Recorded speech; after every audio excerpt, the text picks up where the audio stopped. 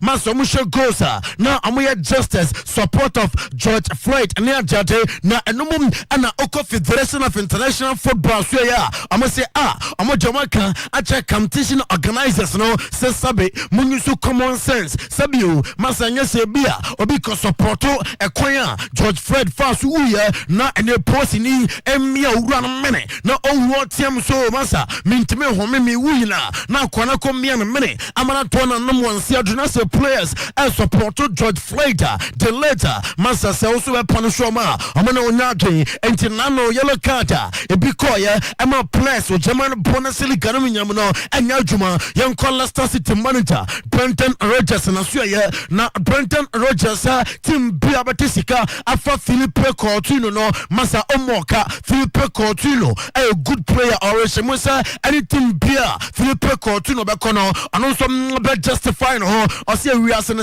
City and football no so enya fair emfa ema players bi eto no de futu o de ema team sa do e wo we as ene se wa betisika afa akoda no bia no nyande se wa betimi aboka Philippe Coutinho and Leicester City trainer Brendan Rodgers e bona baso no yanko entrance Frankfurt na so ye na odewone ko entrance Frankfurt yan front to him say Andrew Silva AC Milan player na Diameti anopai HM say Andrew Silva no entrance Frankfurt can't AC Milan for say do no am a person am again permanent to be kaya last summer and ante repeat no abisan for sa swap deal no etimi course so ante repeat call AC Milan am Andrew Silva and some Ramo our entrance Frankfurt Bobo Konomo yana su Jamo our Germany no odewone ko Bayern director Oliver Kahn na so ya enra and beto Joseph Leroy Sani and of Kai Havertz two players and a Bayern I train him say two players we am the baba ya juma ati amatem yebusa Oliver Kahn say openi sansam no krebi e wo mu ana money Brian Atimari and o chem say lawyer Kama Sometymer Ghana reacting in ante some massa COVID-19 pandemic we no nyandia say obatisa Brian ayo total selling beer among top players Otuo beer emfa ema bakum yono bi na beka na aka Havertz a good player na nyandia say Brian and akotama wie Leroy Sani so yenya na epe na yene Leroy Sani enso entimi enwe Oliver Kahn moya anopay odetu enim ano no ye ko England na fe ya the English stories no atwa so am live on Europa 100.7 FM na oko Jurgen Klopp aso ya anopay yam fan to anim say Jurgen Klopp ade ato Liverpool supporters na nim say wakabon sematiko kayanum kotote dachi plan say Liverpool upon mate and lifted the English Premier League na masa and your among supporters no about Germany boom there will be a parade for Liverpool supported should we crunch the Premier League title and I'm like Jurgen Klopp na no mun sam no was a share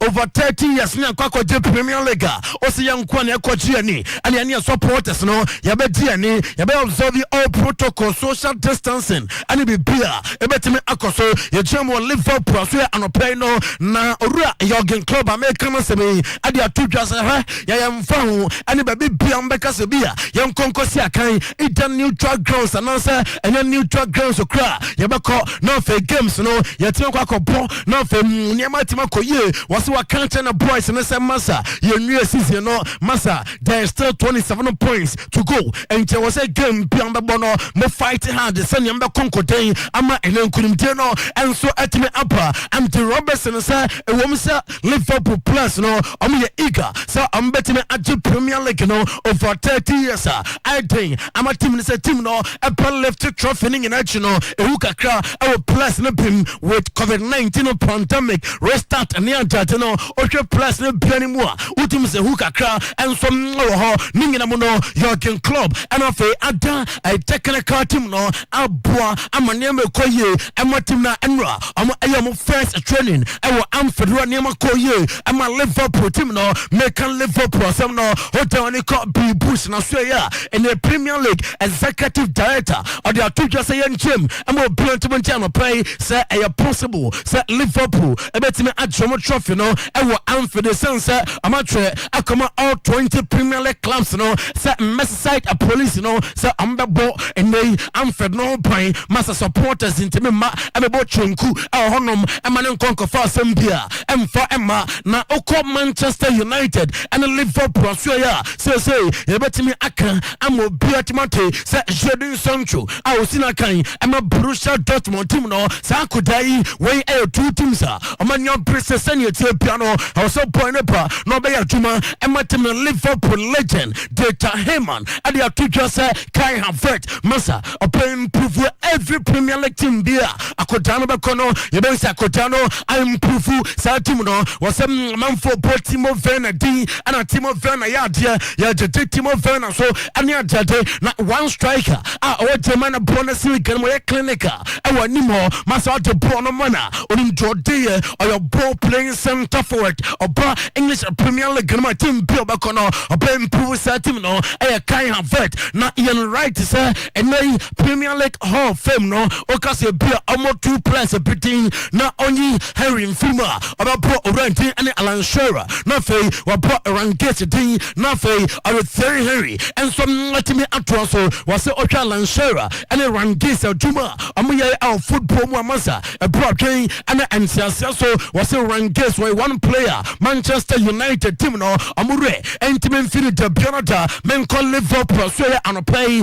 na Liverpool and John Andrews masa no de okamo biate a Brighton papa say Liverpool and lifted the English Premier League now say ama Liverpool supporters no emma mehwem omo kapa amojino was say a Brighton papa enya good kra no I John Andrews legend ama Liverpool no nsem eno no na Jurgen Klopp so ya was we happy say enye obesa hu Liverpool team no say Liverpool jump pretty so na amu Asia kan asem waka ade achene press no say afiwe de ekukura chiaka amonyere mo ho say the Premier League no ombetime alert Arsenal ebetota sam oko David D Quintana na so ya abusofo sankodama betena Manchester United na David Luiz the Brazilian and so kwa kofi Arsenal na anopay metetesa Arsenal for him say 1 year extension no amade David Luiz na fe David Luiz and some atime atena Otuo so our Arsenal probokonum Manchester United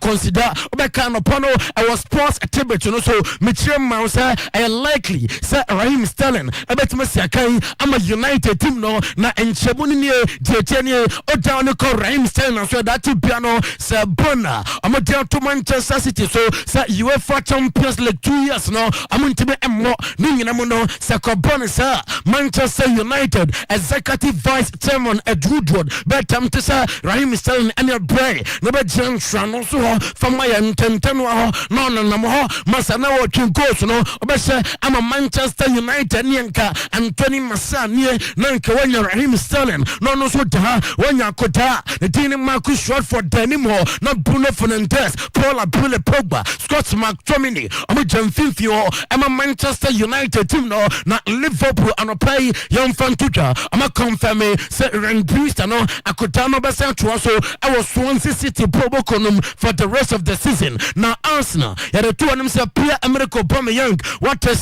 Pierre Emerick Aubameyang and ya enter for Barca for also of other clubs omina hanya brese akonya no bra and ka Pierre Emerick Aubameyang emra emesia kan emfa ematim no anopay mamemfa to anim say Arsenal mpanim for chem so much sansem no pi na akota no enya dia say no dey pressure bia heba beto Arsenal team no so any teams akasia April enter for any president Lautaro Martinez kwa where was opa into osia tamsika so atemania jade Arsenal force amon peprom ho emfasika kasia bia em come up Pierre Emerick Aubameyang say when send control no emma Arsenal team no Manchester United yam fan tuja say enra and sauni gears the tuja say nyankopon boa 3 days time no opa announce team obesia kan ama womo na anopermitete so Manchester United team no legit race for sauni gears awosina kan ama Atletico de Madrid team no and Nelson Primary a player ama Chelsea proboko no na Nelson Primary yam fan tuja say Chelsea so amujomukuta 40 million euros so okuta 40 million euros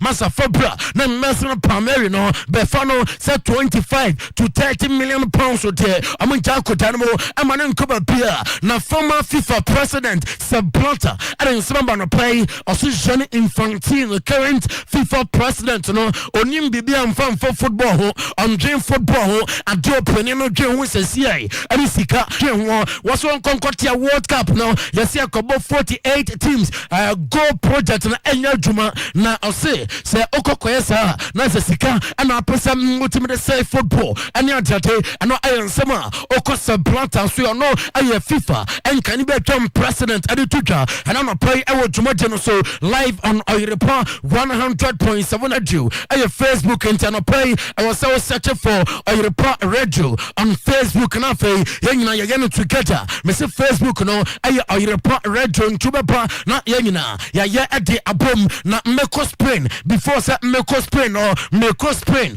on the broad wings of a job theory a job person in front to anyone pay say ene kawano properly na a good no day amosika koko and on the baye ama winti open engagement rings wedding rings promise and fancy rings diamond rings afe pendants outdoor ladies set and open key holders bracelet afe open a manka wawudwa amade to musisi abusan for someone outdoor a mano eshano a job boss ye and also key holders no open jotia kosa de and aye amawo ete yiremon sabeka na okawa no echo for bra na a job omiem emfa ema okawa no abusan for renacho or policy amo edimpi and episode ne ewukawa no so a job ba ne kama ama na oche atikwan a job house our doom pempo the second street no so na oye next branch no our a job family house or ye what mention traffic light no so purple D4 Samuel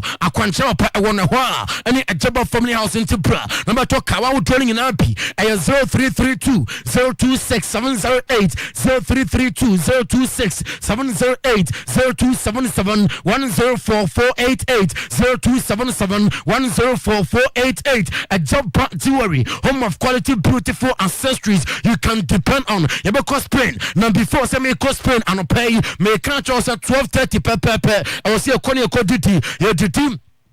Oh, D4 Samuel, I see ya na yawe no abusan for time and chances fast food. Osman can choose a fried rice a papa na fried rice no abusan for akoko nam kakraka na daso kosua e daso wudia enjoy na mesere or moto come and say a delivery no ama wo enti only problem kra time and chances fast food TC no bra na bedidi odu kronom station wa masa station ho on samben kumsi ho ni fonso ya ho ya di aduma Tafonso, your scoreboard junction, your Tafu market, no, Fresesia, the feel it, the purchase. 0249 030830 0249 030830 Fretisi, enough, anyone call you, and for a mountain, so your cosplay, nothing, your transform feel every Spain. Now, I'm pay young friend to an himself, Ukosprainer, former inter-president, Massimo Moratti, Adia Tudasa, I'm not president, and can be a gem, I'm an internet, your name,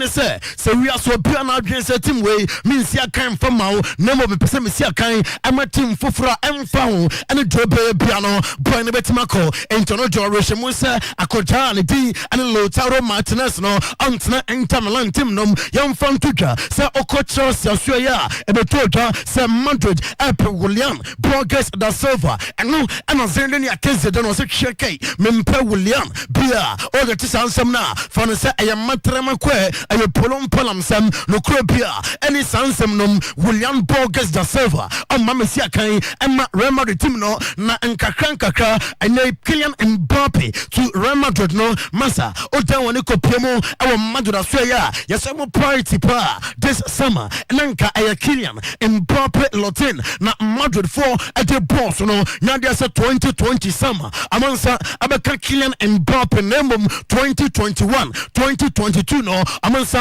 abaka Kylian Mbappe sa Kylian Mbappe mara amasi akan emfa ematim no na oko Barca France no so ya amadi atudwa sa Lionel Messi said anegisam atimampa until May 30th na Lionel Messi ebetima kase onsi akan emfa ema Barca team no pem na our exit clause be as an contract no expire on May 20th sa closer obate our Lionel Messi contract mo amama na fitima free Barca at any point in time no no I spy and letters and a permit to him na ota one couple of Billy Pogba na so ya memfan kameuta sa akotano Madrid for Elpeno na anopai exclusive story na men second HM sa okozre ni akenze dan so ya on mino roller anakoda and Paula Billy Pogba a secret meeting na amadum kama se masa Paula Billy Pogba no madam Madrid oba nyebe koye anakoda na nkasa na Atletico de Madrid the winger Yannick Ferreira Carrasco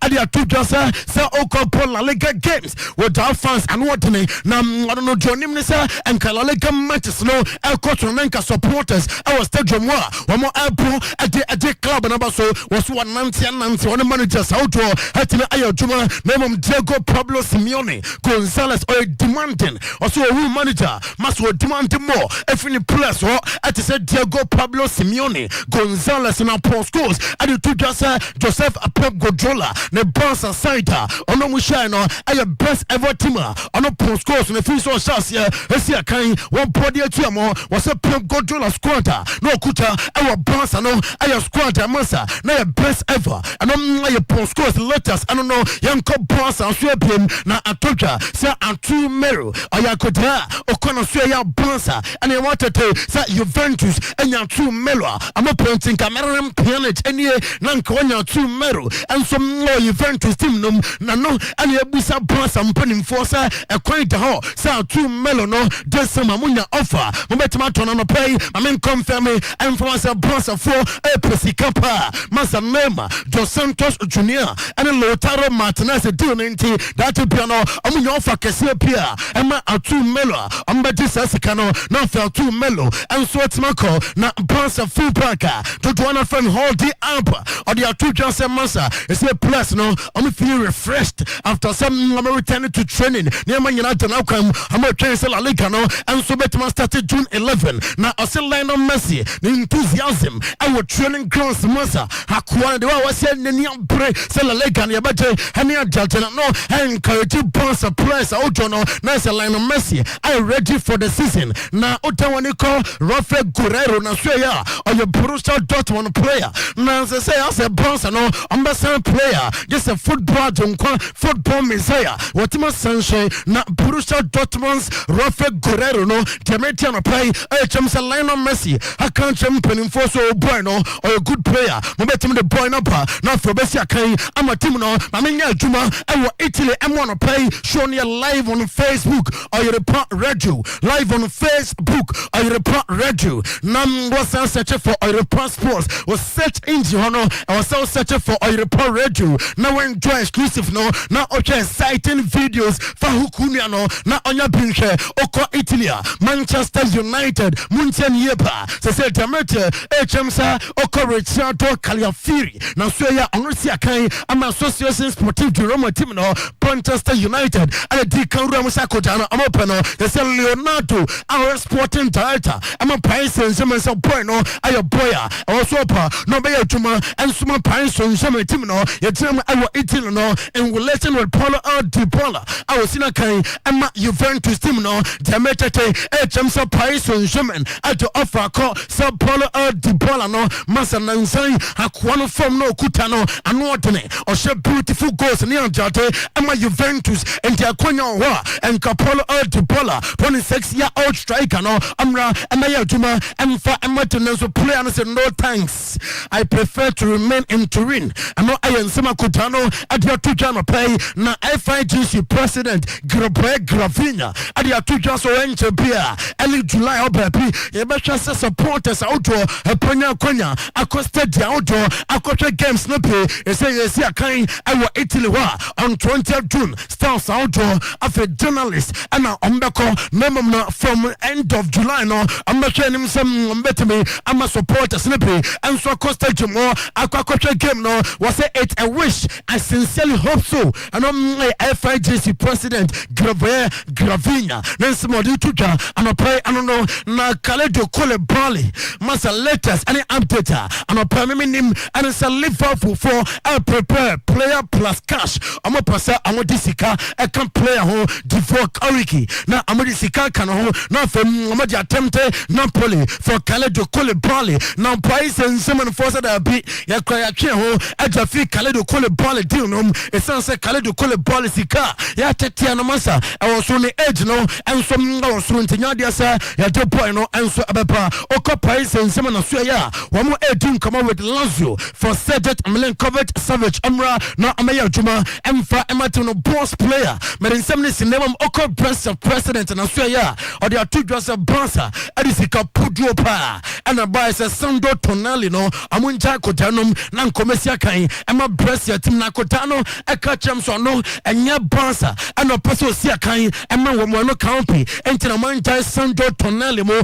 amana nkosia kan ama Bonsa team no Dr. Mensa of Dr. Mensa Health Clinic and play bra na ono wotiansi ama ya de emfa nto no ewa nsia do enti stroke na do kro wo hepatitis B no bra na onto ase emfa ema hypertension awo ema afi asthma edunya mens na ebon na atwa usisi ya kidney no problem wom ko Dr. Mensa beto ase ama Sameng rectum herbal powder aya immune system booster abasan kakai for Sameng ko capsules so tu ko kwase Sameng black powder efin bia beko reduce cholesterol no Sameng manopro capsules babua amo patuma ye ewa empem enkrapompone mantam wo Madina Zongo Junction Aman FM Dynum and ye wo sunyone your Presby Junction yani old municipal hospital no eti enhwanmu na Kumase yo kochi yani Guinness depot no enso ene dinhwanmu 024595878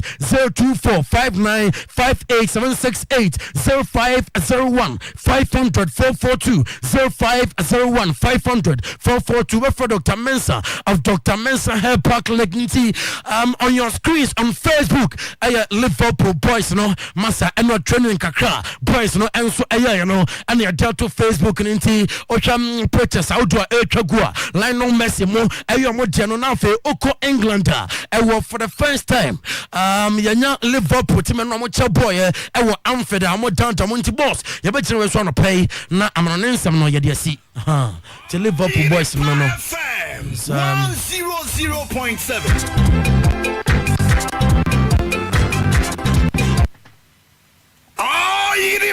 FM 100.7. Okay, 9:57 here. 12 Jumadieno so Roman Father Drew Father Martins eba me shahwasem ne kan. Roman Father na Drew no. Powerful medicine in Ghana na ne open no Ghana ha manfo agye atuma esaya dia. Ba ko pa di mu akote Roman Father Drew Father Martins na dia kwankyere kwaso. And was sister with China ya usisi body pains, stroke, menstrual pains and disorders, akuma kidney same problems, rheumatism. Roman Father Drono, na Roman Father Drono, ninuane Ajimi Go, heba mesha.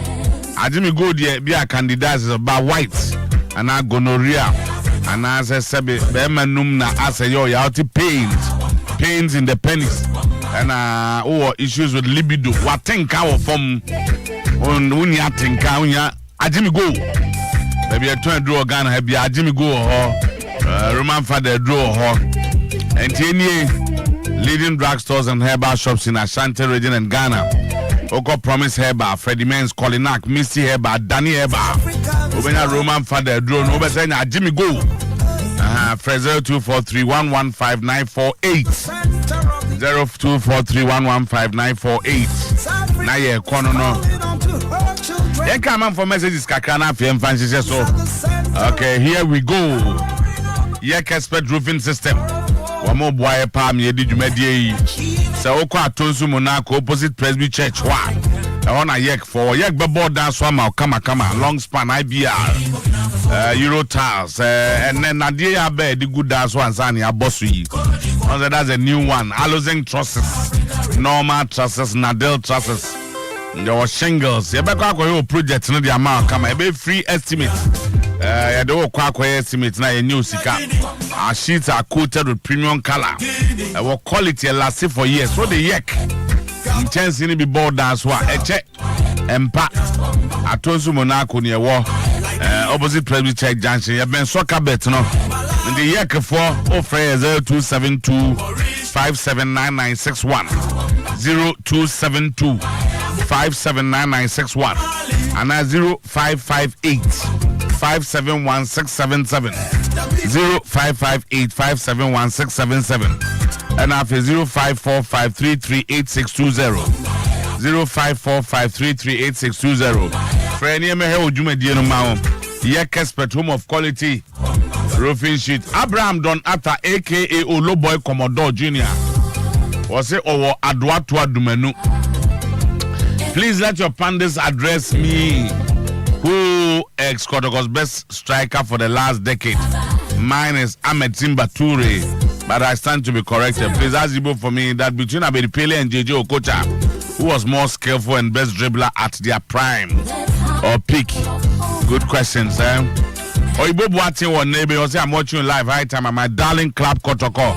Will be attractive after COVID-19 pandemic. Fabulous.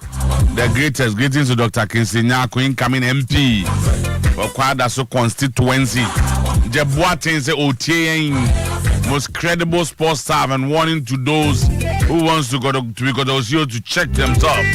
If they have the quality the club needs before supporters are very serious this time. Around, I greet Jibo and my wife Nanajwa inside Kwamo live from Belgium. Asante Matthew was it the future president of Ghana is watching you live from Napoli. Future president at Napoli. Asante bra. Manasseh, I'm watching in Italy, Milano. Any Real Madrid transfer news? Awuja K. Delali watching you live from Brekum, Springs of Life Enterprises. Awuja, thank you for doing the watching. Say chapters quality Kenti. I'm watching the show live inside Sakura Wono. Kenti Papa Pefi, your show is very educative. God bless you all. Thank you, sir. Nancy Alaska, your passports keep the fire burning. And watch you live at Ankase. Mpobiba boss player, tell the sports that I'm owing him package. Okay, mami here. Lawyer, me counts. We are Nancy Alaska. No, Obana Bema. Abdul Dan Di Maria. I say good morning, so I agree with our player Lucas Vasquez declaring remaining 11 games as final for the White Angels. We will play those matches like wounded lions. And my regards to my mom Ajia Aisha and Boga inside Wenchi Bandaline. I'm watching live inside Crow Room. Okay, yeah, the Anubis here for now. Na mama Bafo Wakwaba Mede Natural Company Limited Truman Capsules. And a man akwaba bisa machiano finka ebedru. And you know, Truman Capsules na mde man akwaba. Say oh difficulty in keeping an erection. Bema ntimi nyina so ye na ebubo bonumu a. Say ota jeje mu ntemu ade asumbo bre obi no a. Afezo wa ye mre wo mpam. Oni atenka okwa de won ko ho kra. Osisi ta ye ya. Adroni e ba ko even Truman Capsules Natural Company Limited. On the Nat Capsules ne Proslav buy. And they the Truman about ebo juma papa offer 0249017101 0249017101 and 0204616161 and run about for akwaba now be aboko there oh nyame adom some code kakra bi de bat hey masa and that there yen sa o code ni ade nyina no wo de ade ne test wo de e de hwe wo maso ma wo bai na say number say wonya wo feverish symptoms no definitely wo pressure be cause kakra yi temperature be cause kakra and this an say check wo ye se bia na bibi na namu nti u cross 35 36 u cross de wo mo kan no wo say yeah baby any also you test you I don't know this kasem ni ade cause you test Ghana ni bia ndi se nyame adom na wo de na piaba e wo se hwese niema ye kama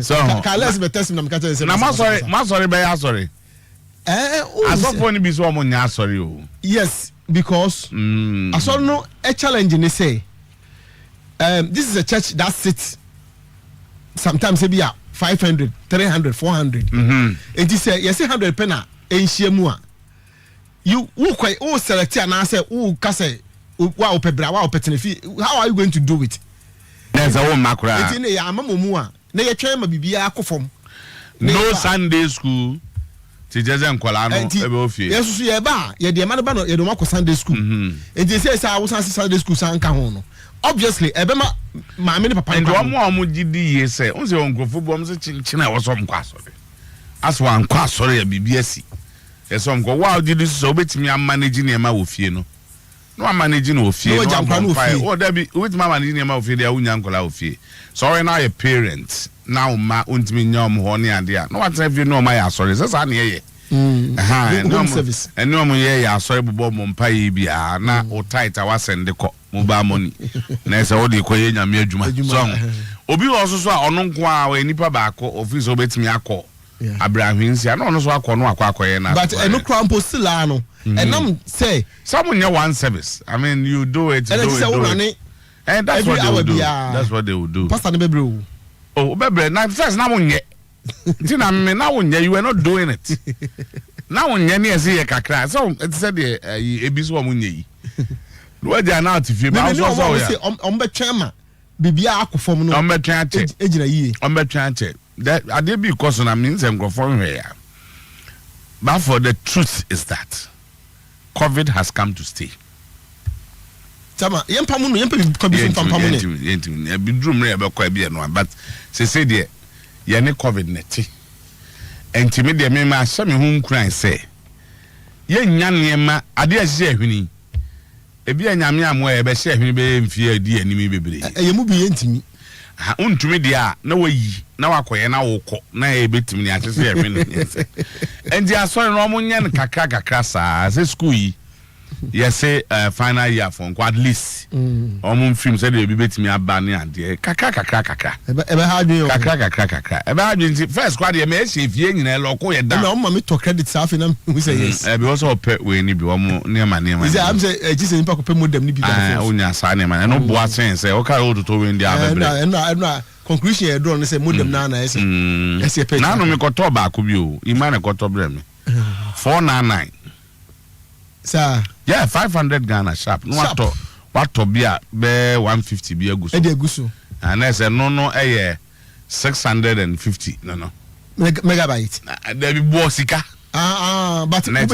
obenya mo obenya bebre obenya chese ebetimi ai tibosumi bia wa target on so beto 150 and 100 150 na say reasonable na chese and no no also be jai data to no attack ko fie na so akwa fie amu yemo yiso bubu na say o ka so beto no daily ne dia because omo minim say e phone no say e dey on omo distance series go so ahwem and the best ne say obenya na atwe na obenya teacher for omo ye video no omo limit ne kakra dem say teacher for no omo say time no omo limit omo say say bi a class bi 1 hour me back 1 hour no oye miensa a day and 4 e kwan download video na ayi na sa data na say no masa ba say the best way e no na junior no mo da the best way is obey yire ho na wato na la mami ni ba kro ka se mami money din enti me mmo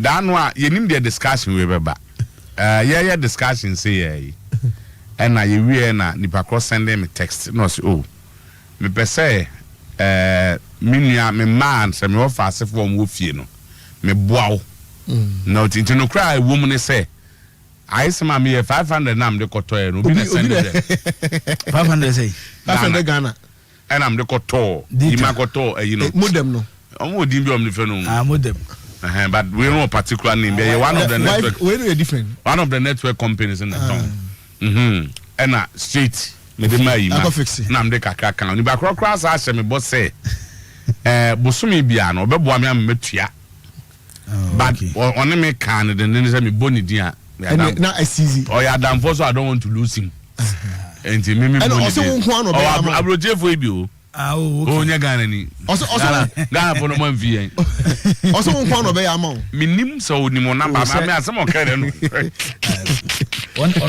ono de na kana kuma me no ne me ha afia etam ke nkoma ye di so say yesu yakogina hobi and no na me so tam ye abaye me twifri so na me ma je kotobra eno na san no do mo me ho hihye o ka so ye daily ndia ho becho so my nine na so mu nyina obi esua de 3 hours a day then you are looking at 12 hours too much Zoom dinner so 12 hours every day. Yes, mo. We are no do call the Google Classroom. Almost Google Classroom. No akwa for work no. Na bi so say one teams. At the end they maybe mu. Yeah, ba you know. MPU. The generation in there.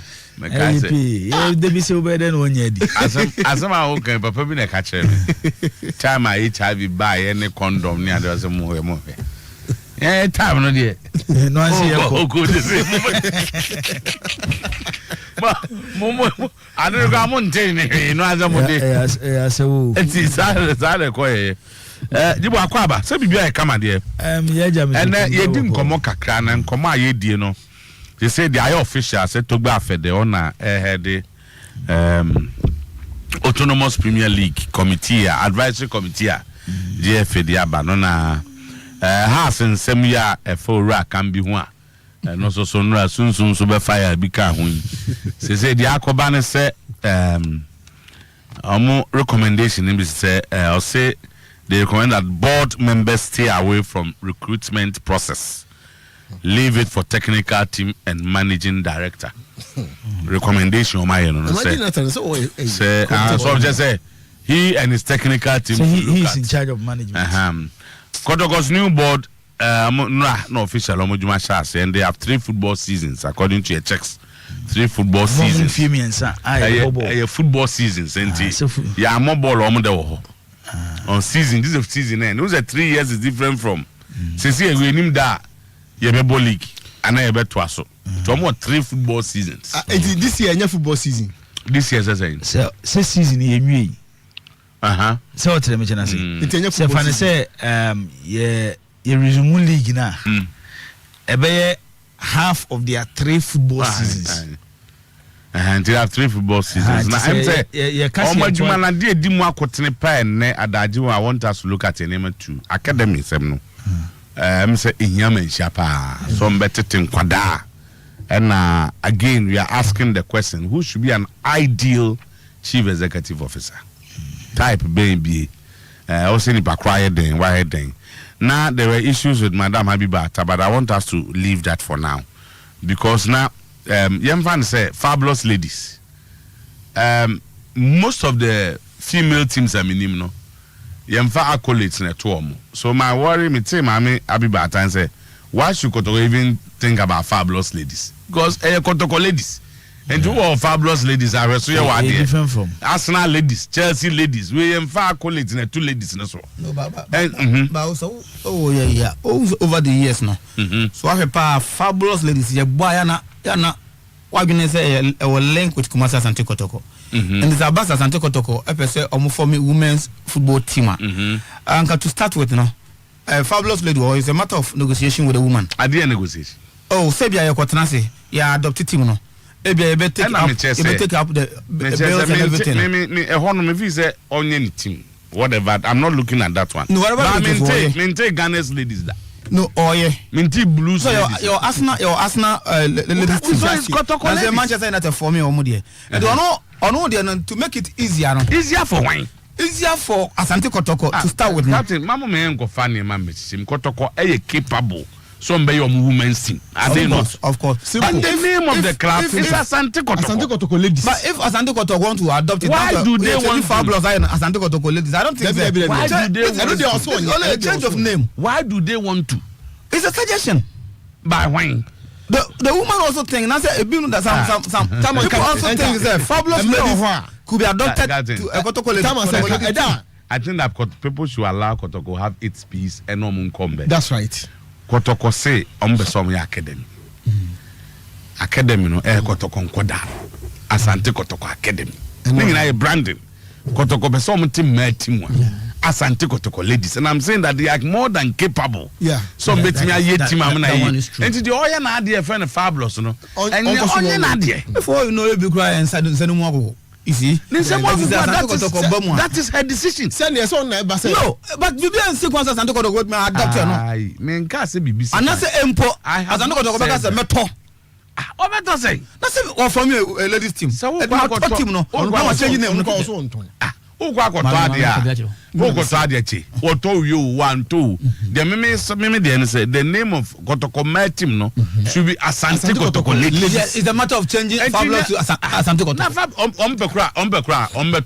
ombe so mo to team a ombetimi ato sia ladies. Fine. And one say edino ebeye Kotoko ladies. That's what I'm saying sir. Maami Abibata. Wonye ni team I shouldn't be worried. Na Kotoko so nyo Kotoko ladies. Over the years Asante Kotoko ladies. Asem ni fie. Who's the first record? First go Kotoko match say ma be na Fabulous lady no mo stadium so kaya. Tete no dey say what as a cutting razor na Fabulous ladies. Do say na it is associated with Asante Kotoko no. Asem man to aso ne enko. Man to aso ne enko. And asem we fan to me bo. Me feel say it's I can make him take a true how the Fabulous lady came to be. It is not worth it. Any musem bebre. And no card there. And no card me nyesho say Kotoko akuja be aka say team ni omo dia. Omo dia. Save that. No one can. Save that. Into one na djuma they are not use the Kotoko logo no. Those are things that will be decided by Kotoko lawyer for and lucky board say ebia ye logo we untimi nyusu mfa nye team because wajuma na ye no it is whether class omo ya na omo nye untimi mfa obi logo untimi mfa obi logo enko ye wu team you see asama omo adopt for asemi ni say maami Abibata ti maami Abibata say osusu say oye ni team no hia mwa wo Kotoko ha he should approach the board and have that discussion say maybe o here just Obama Herbert money obi nko adopt obi team there no so obi o ko adopt ni say oh media can feel o ko adopt na ni ro aye den mom oye na japade good on fa na japade simple Kotoko super so team on continue no obi anko ne be mo obi anko jeju obi akwam say chenchena ko adopt obi ti be kire obi say ownership issues aba that was what na me ma tete be 100 me ma me dia na Kotoko be je ye ebia ma me okay Ashtown ladies so kai akosikuma that was okay Ashtown ladies leader ownership issues now what kai and lead to Fabulous ladies 1 Fabulous ladies 2 eventually Fabulous ladies 2 Goldfish ladies ownership issues be o papa o ti Asante Kotoko no also on it and ana odeko share menhia ensa say na mate ade ade ma Sometymer na wonsum ana menhia ndi bia for you know mami what did the question wonsum nya ne den ode ama Sometymer say bosumi bi o discussing ne beba that time no ode ama Sometymer ruade ase ni Sometymer ruade efe ase na nya ode abiem ntinu mami de bi to asa na opeso nya ode abiem e na me ka se sa na opeso ya mami Abibata enka enu nya be problem ene no anse ono mbekọ akoye nhihye so obi a matimi said that Kotoko be so omutibia me kra ma obi good your friend Fabulous ladies enti kamede mamo na bia nhihye bi wo ho amo ne maye it is different from say eno no so aka so ye beji atum na ye ji a team na e ba be ye dia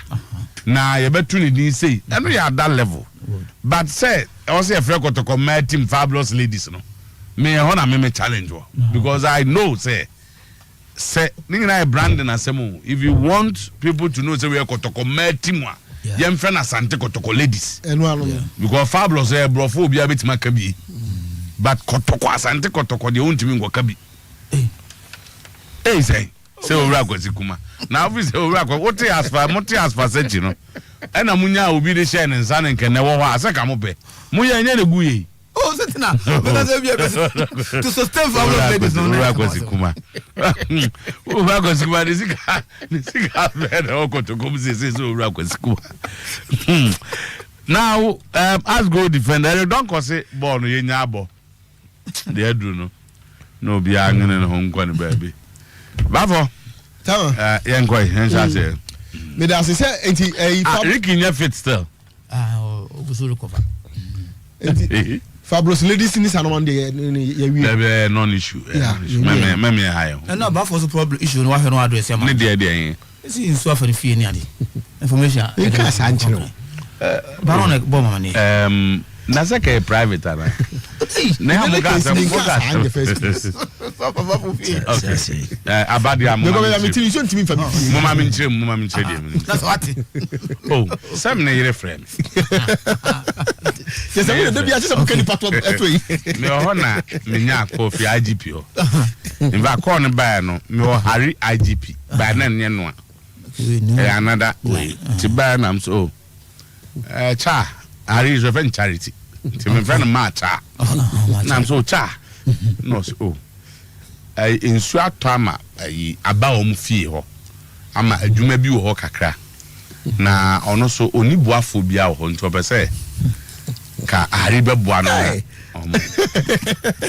Na am say charity. That's that another book masi. Oh, but o some me kan Friday last week. Okay. Na am so charity. Na enso dey say boys o mo area o bia bit ma fro bi no say dey onya Harry. O na me hu say ade anu nyensu oni nta. Ade foforo ka ho. Na am say ba for dey ene ye ni sei. Ye nya na me nda be ye adwuma. To ye wi a na ye ja kwan. Na gogo say dey o ye frɛ me ne say dey o si ye no. Me nim de nti a wo ye sa.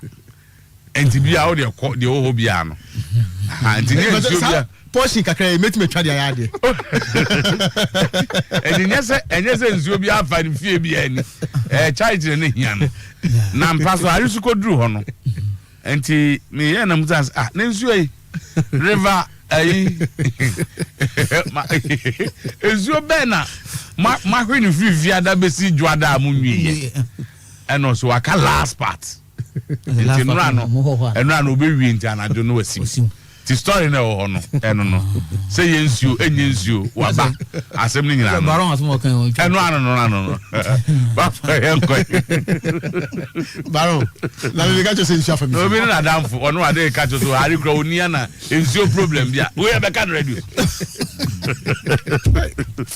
yes me kabia na be ode so ma me no kai minim say microphone wo era go ka ma me kana microphone na me kana dem so it minim reason tia bansuo no de eko oh that is good eko say hari ni wonderful omo ye oh she wo ha ti me feel wonderful we chi be ma de ye usisu na obo homoden na osidan a anyway ti asemo ya to so na adimrika na akosi ya the question that we see no what are we in so man finally no enra omo fi omo adwuma ase yes omo tama usin chechemu enye 3 years but 3 seasons and the Martin no 3 football seasons that's what I hear. So say first season we are omo wi adwuma baako second season we are not just say and uhwe nem say ade hia menhia pa apart from structure ne ade no nkoda team no nkwa ntete no because who say striker call meeting you no buy no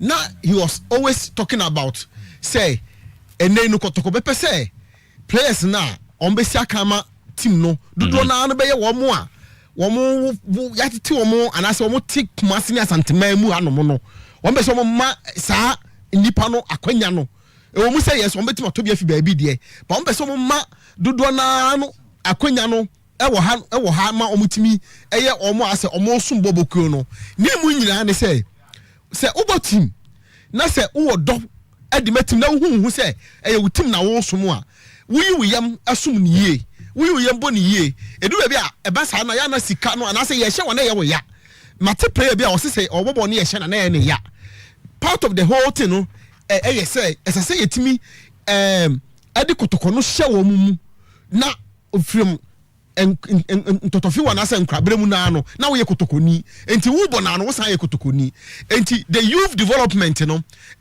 say ye ba krom hakra no a once ye do fa youth development ni mu ntete nkra ntete ye mu no wunya opportunity say wo nsi akora ko wasa sache the best be he krani na the recommendation that about board for wadaroma mo ami kakra board for say team be a recruitment omo role e wo mu ni sen say a board of a club and say team omo play omo role ni sen because yes it a 3-man committee na Frank Nelson da no omo investigate that can be gate no one of omo recommendation is say house of folk board no and step aside and ask omo ntwe omo free recruitment mu na yen jama the technical team and then the MD.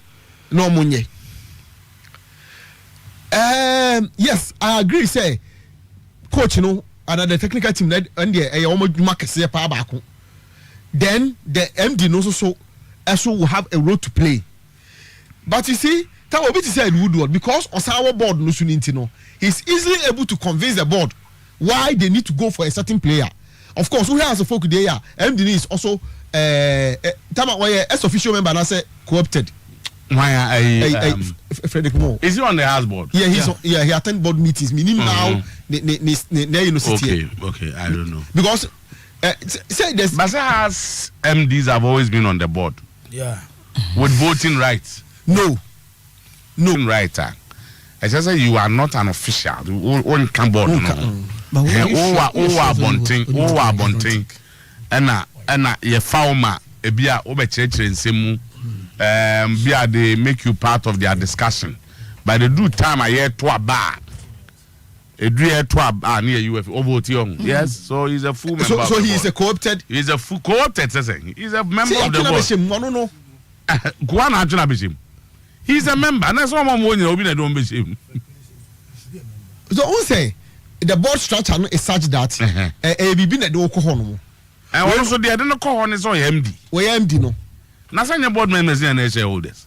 Of course, yes. And so he's a member of the board. Co-opted now, so the So the obey MD in the action. So the MD space, no. Every time we be MD. So the MD has so the MD is a board member. Until voting rights. He's a board member. It is. Therefore, so we can make his suggestion and then a bit problematic. Suggestions. Say my board needs step and trouble no.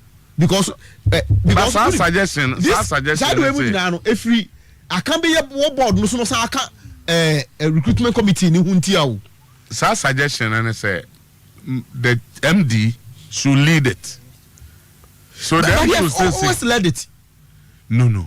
In recent times, there was a recruitment. Frederick Moore is the one who leads the recruitment committee. He chairs it. I think it's simple. Or say he chairs it. Board for in film. Na player recruitment and management function. That's the point they are making. So the MD this time will not work with any board members, but it's the MD and his technical team and the FA players. That's the difference. This time, only board for no more. It is somebody decided some better recruitment committee. Now, if we say obi or board but or what it takes to help her because all board into my funny machine. Is that my understanding? The argument is that board of honor by recruitment memoir. And they should play their role as board members and let the MD and his technical people look for players. But the MD double as a board member also. Oh, Harry. He's the managing director of the club. So managing director, no. Only the technical, he works day to day with his technical team and other administrative staff. Momungope play Amra. Yes. He's not a board member, he's an MD. But just that he also goes to the board. So MD, sit down with your technical team. Other members, Munyamu play and I'm can't see me, and I'm a boy. This is simple. Also, honestly, a board member. I need to understand. They said therefore, yeah, they should do away with recruitment committee and Abibisa. I don't know because they tell me Abibisa all these questions. No, me say, young family say has say recruitment, a committee. Then we realize say there's one person on the board that only what it takes to bring in players because we're board member in young Jana now because on your MD because on management no. No, but that's suggestion. Board. Maybe mom, I will not go for it. I will not go for it. That's my Enra. You will minimum sort. I like Jali Madon and my film. Oh, yeah, you know, Bob, man. Watara, Wokoro. Yeah, from UK, and I sending a message. I like my film. My try some fair large, but Omina Casa film. Okay. None the cranam send baby as a connection. Ye. Adokobuli. Yeah. Okay, so only last year and last 2 years, and no papa film. No. Aye. Tell mammy, I like you, Rahopa. No, I didn't come on as the two mamma dear. And yet, daisy. Or say, or chess a memin day, cronin a Kasai. I knew we are or Yarida, a sudden banbina. On say a Muslim so dear. And Rana street. Oh, say. I'm going to an opera moya beko. Say, we are not both. Time qua, never mind the actual. into way straight. Oledi nyine kakra. Minim de ba me so se onye sa alaji na mu no. Onya kwada o. Ana nyen Alaji should be more than 50 years. Oh, okay. Say a group no. Go for now. Can't yeah, quite. Me person mix it local with foreign. And particular to Italian football. With 10 minutes. Yes, now me dey all the battles stadium kra no. Now me dey government directives are there based by I mean Dr. Frank Ahua. Yes. Oh yes, I work as a bian makai. On eye specialist no. Oh, I only Dr. Beneza. Dr. Beneza. Dr. Frank Ahua the only you were better describe on saying that say the one you modern take over from Otuo. Oh yeah, once a papa bi akotoko bobo na to ticket. We enja star boy mo kwaya mo mfa ni na ma no. Oya for na yenche tea so. Oh okay. Director the man FK Knox. Na tea o kromo ha. O shapa. Oh okay. O shapa tea. Yenche tea. Okay. T. Now I start. Because to that President Kasa because that no. Clearly, what you say football people, a lot of them no free say ama almost here and no plans be akamu.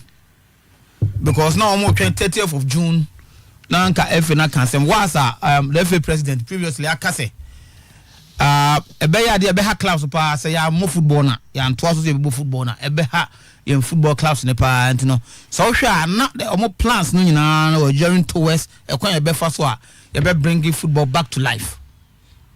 But with the president's speech no I call you ma specific date say until 31st of July no so to enya de a niam efe no contact sport no ebetimi akoso no na akoye a big blow to them. And the people are asking say with the 31st no not with the 30th June no who can be here and from the word go no anka FA no emra out eskonumra out emeka say omo so much truncate you so much terminate you whatever term we be use no ni nyina say omo nka say yen league na ye boya misoto COVID-19 no buy ye twam then now you started planning for the future. But Mr. We take a clue from the Italian football, what they did, FIGC, and where they are now, and yet different from and directive by President Beckham, because you got to your point. Now Italian government and you're prepared, so baby, I'm a contact sport, not a football akoso, because of the suffering Italian as a nation, as a country, I go through. So at a point, Ombe can say, and now the Ombe pre Amiakobo football. But so it took the FIGC, proposals upon proposals to convince the government to say, yes, they all can you know yagune. Nanso ye betimi abo football abra situation we e koso. Because so proposals upon proposals no ekoye no a convince the Italian government ama enai Italian league baso by 20th of this month. Yes, here to the extent that and timetable. And week by week, almost 2 league matches and every week. I'm talking about 2 rounds of league matches and every week. Starting from 20th of June. Because almost 12 matches to clear. 4 teams. 13 matches to play, and by 20th, no, started with that Torino and Parma. I think started game no, getting outstanding games and then bar because of COVID-19. Because Inter Milan was a game. I think Atlanta, Cagliari, and one other team, making it 4 teams are was outstanding games no. So it means from 20th no, because games no and more clear. So Italian league na kasana omu nyina be start no e be say 22nd of June. Because so nina is as a result of proposals omu de come government no to the extent that Italian football kase in every stadium no, not every stadium no, because omu expect not less than 300 people including players, technical team and media. And ebetimi akọ park this so 300 people. Yeah, there 100. But there 300. And yeah, there 100. Yeah, there's a social gathering. I'm not talking about football. Social gathering. Be a buying no easy no. Social gathering be any ho. Oh, that we say what's sorry social gathering. And I saw was in the 100 with me ako. A social gathering. So oh yeah, say rally a social gathering by. And I make say the easy you know. Who say be on clear. Rally but political meetings betimi aye. Big rallies on betimi. And also say nipa can say corporate nipa 100. Won't rally the won't win. Rally no. Say it depends on what say di other better so. Bet ma gather nipa 100 do baby. Maybe I my friend say a rally political rally. Yeah, o near ma yeah rally. And also be a speech upon speech. Won't mean fa tio. Ntina me kase. Wo ko to di social gathering ahwe am obi ho akotre no. Won't mean nay wo say won't mean fa nipa 100 in share baby say less than 100 o. You can't do that. Be a more party people say no, you can't do it. I still ban. Sir. Name nipa 100 bit me share sorry them. Enkremu them. Some meeting bi wo baby na some observe we na mbetimi aye. Ba untimi enko fa nipa bia bra won yenim de wo ye o. Some twa bi say. Some de bia nipa hanos me ye party o mfie still ban. Okay. Say a private barrier. But my wedding with Nipa 100. Wedding. I think where they follow or they easy, you know. Yeah, wedding 100. Wedding 100. A year 100. Okay. I know a year now. And what to deal? You go see from. And yeah, you don't do ye. A barrier. And 100. Sir, bia. Amu da ho ye kuza no pasa anti asenbi ba wo yanti metanza me ye nipa 100 enko han agro anti me ka say ye careful with 100 no so okay but what I'm saying is with Italian now so to na omu situation no eye worse compared to yende no and nipa 300 and betimi akọ every stadium in a particular game. It shouldn't be less than more than 300 and no it includes the players, technical team, and the media. And nobody ako. Now, so they are also thinking, say, a stadium, I say, stadium, it me for about 60,000 people. Because at then, Emma, and certain number of supporters, Emma, Abra observe with that social distancing rule.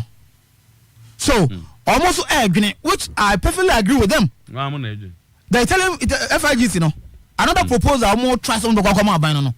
Once the football gets started, the next proposal say you get some good number of supporters at the various stadia. So what I say. And no, I don't want to say. Matisa Okasa, yes, Mamin Joradi, Captain. The situation Italians and Europeans no. Yeah. Name you know, and a man here different from here. Tell me. The decline. And say, Omono, Sane Momo can no more near ma, they will not get overwhelmed by the situation. Okay. Yenibi. Tia compise na enya careful. Ghana hanging now, Busa Ghana hanging ventilators, you'll be shocked. The same say 10. And this woman, yeah, dear. Numbers need just a more bit my control. Mammy and Fion Cobo. That is one. We no two. And Yama almost ahead of playing football. We don't have a same the decision of Ghana's executive council and say, yeah, ball no, abaya wire intimate more. I was going to come there. No, in terms of Nescom de Maekeko, in terms of Nema, you be ahead of playing football. No, Plaska. Asika, no quantify Asika. Asika, but a beginning in an Asika. A be about facilities. A be about the Evan's Stadium, Hono. Me ensure strict compliance. Can we do same? Into the year comparison now, got to a bit careful. Yes, I mean. So what I say, a bit careful. Yes, I say Italy for I say and German for I. And yes, we be. But be a not in one can dear. Near question trap. Obi Land Cruiser shoot tona Obi Land Cruiser Or the boom or some me bicycle. No, the whole thing is yes, they all cannot toss mu pa. I am not saying say no neck to neck the omo ye pepepe. But to overshare the omo ye na wa hwe the also level awo. What I said, they also betimi aya, betimi bringing football to life. So, I want to believe that Abai Emma that strict 31st July no based on the FA the club proposal on that come Abai no and what Abai said the FA is not ready because your proposal why your friends say Santos or medical team no your proposal they are actually name on that's all the title say I just Abai no eboa so until Abai no eboa no so won't me nya it means you yourself you are not ready. Ebi Abai no so M1 ese ba no enye ready. So what I say? So what can ana wo kire because FIGC German Football Federation, English Football Association and others are almost on board ni na. Almost say by themselves on bet my omo ye no. But some bet to me. And another issue is that Captain omo no nkrofo wa pam omo agreement ni ade abo no omo ko bo no kra be mo muska. Good. Ba ye de na ye pese ye bo no. Yenim se ba obi bebre say we are not even sure. So I say but omo de ne de the EPL knows that. Good. Yemo we nwen sika we no doubt about it. That is ba ye de no ye ni bisa enti wo ka cha aban say uniska no ka cha aban say muska. that is why I feel that the proposal now omo de koy no incomplete.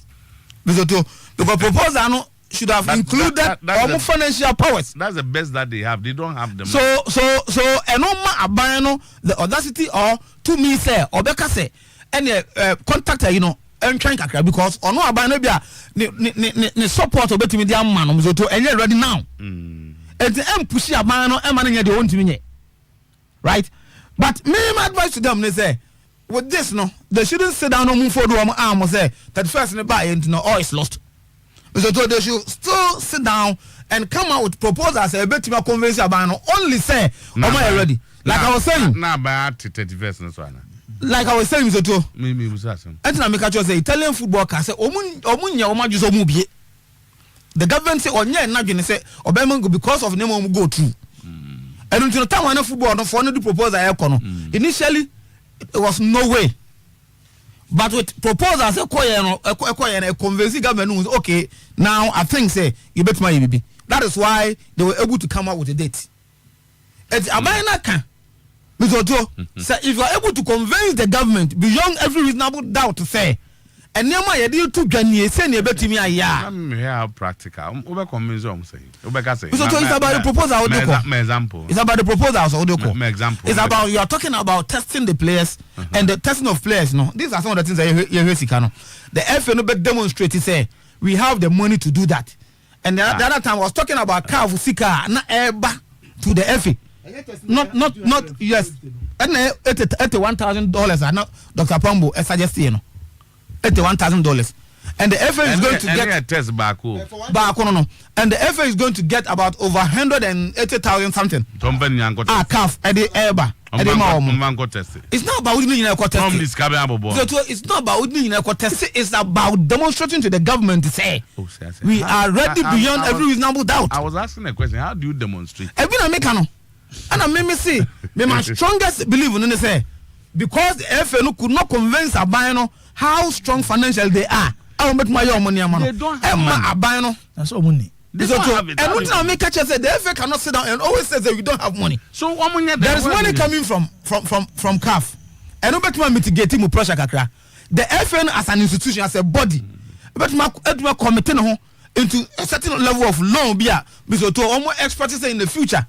Me salon. But if you sit down and you want a buying a first car, Misoto, once a banning you prepare, that's all you're ready, no.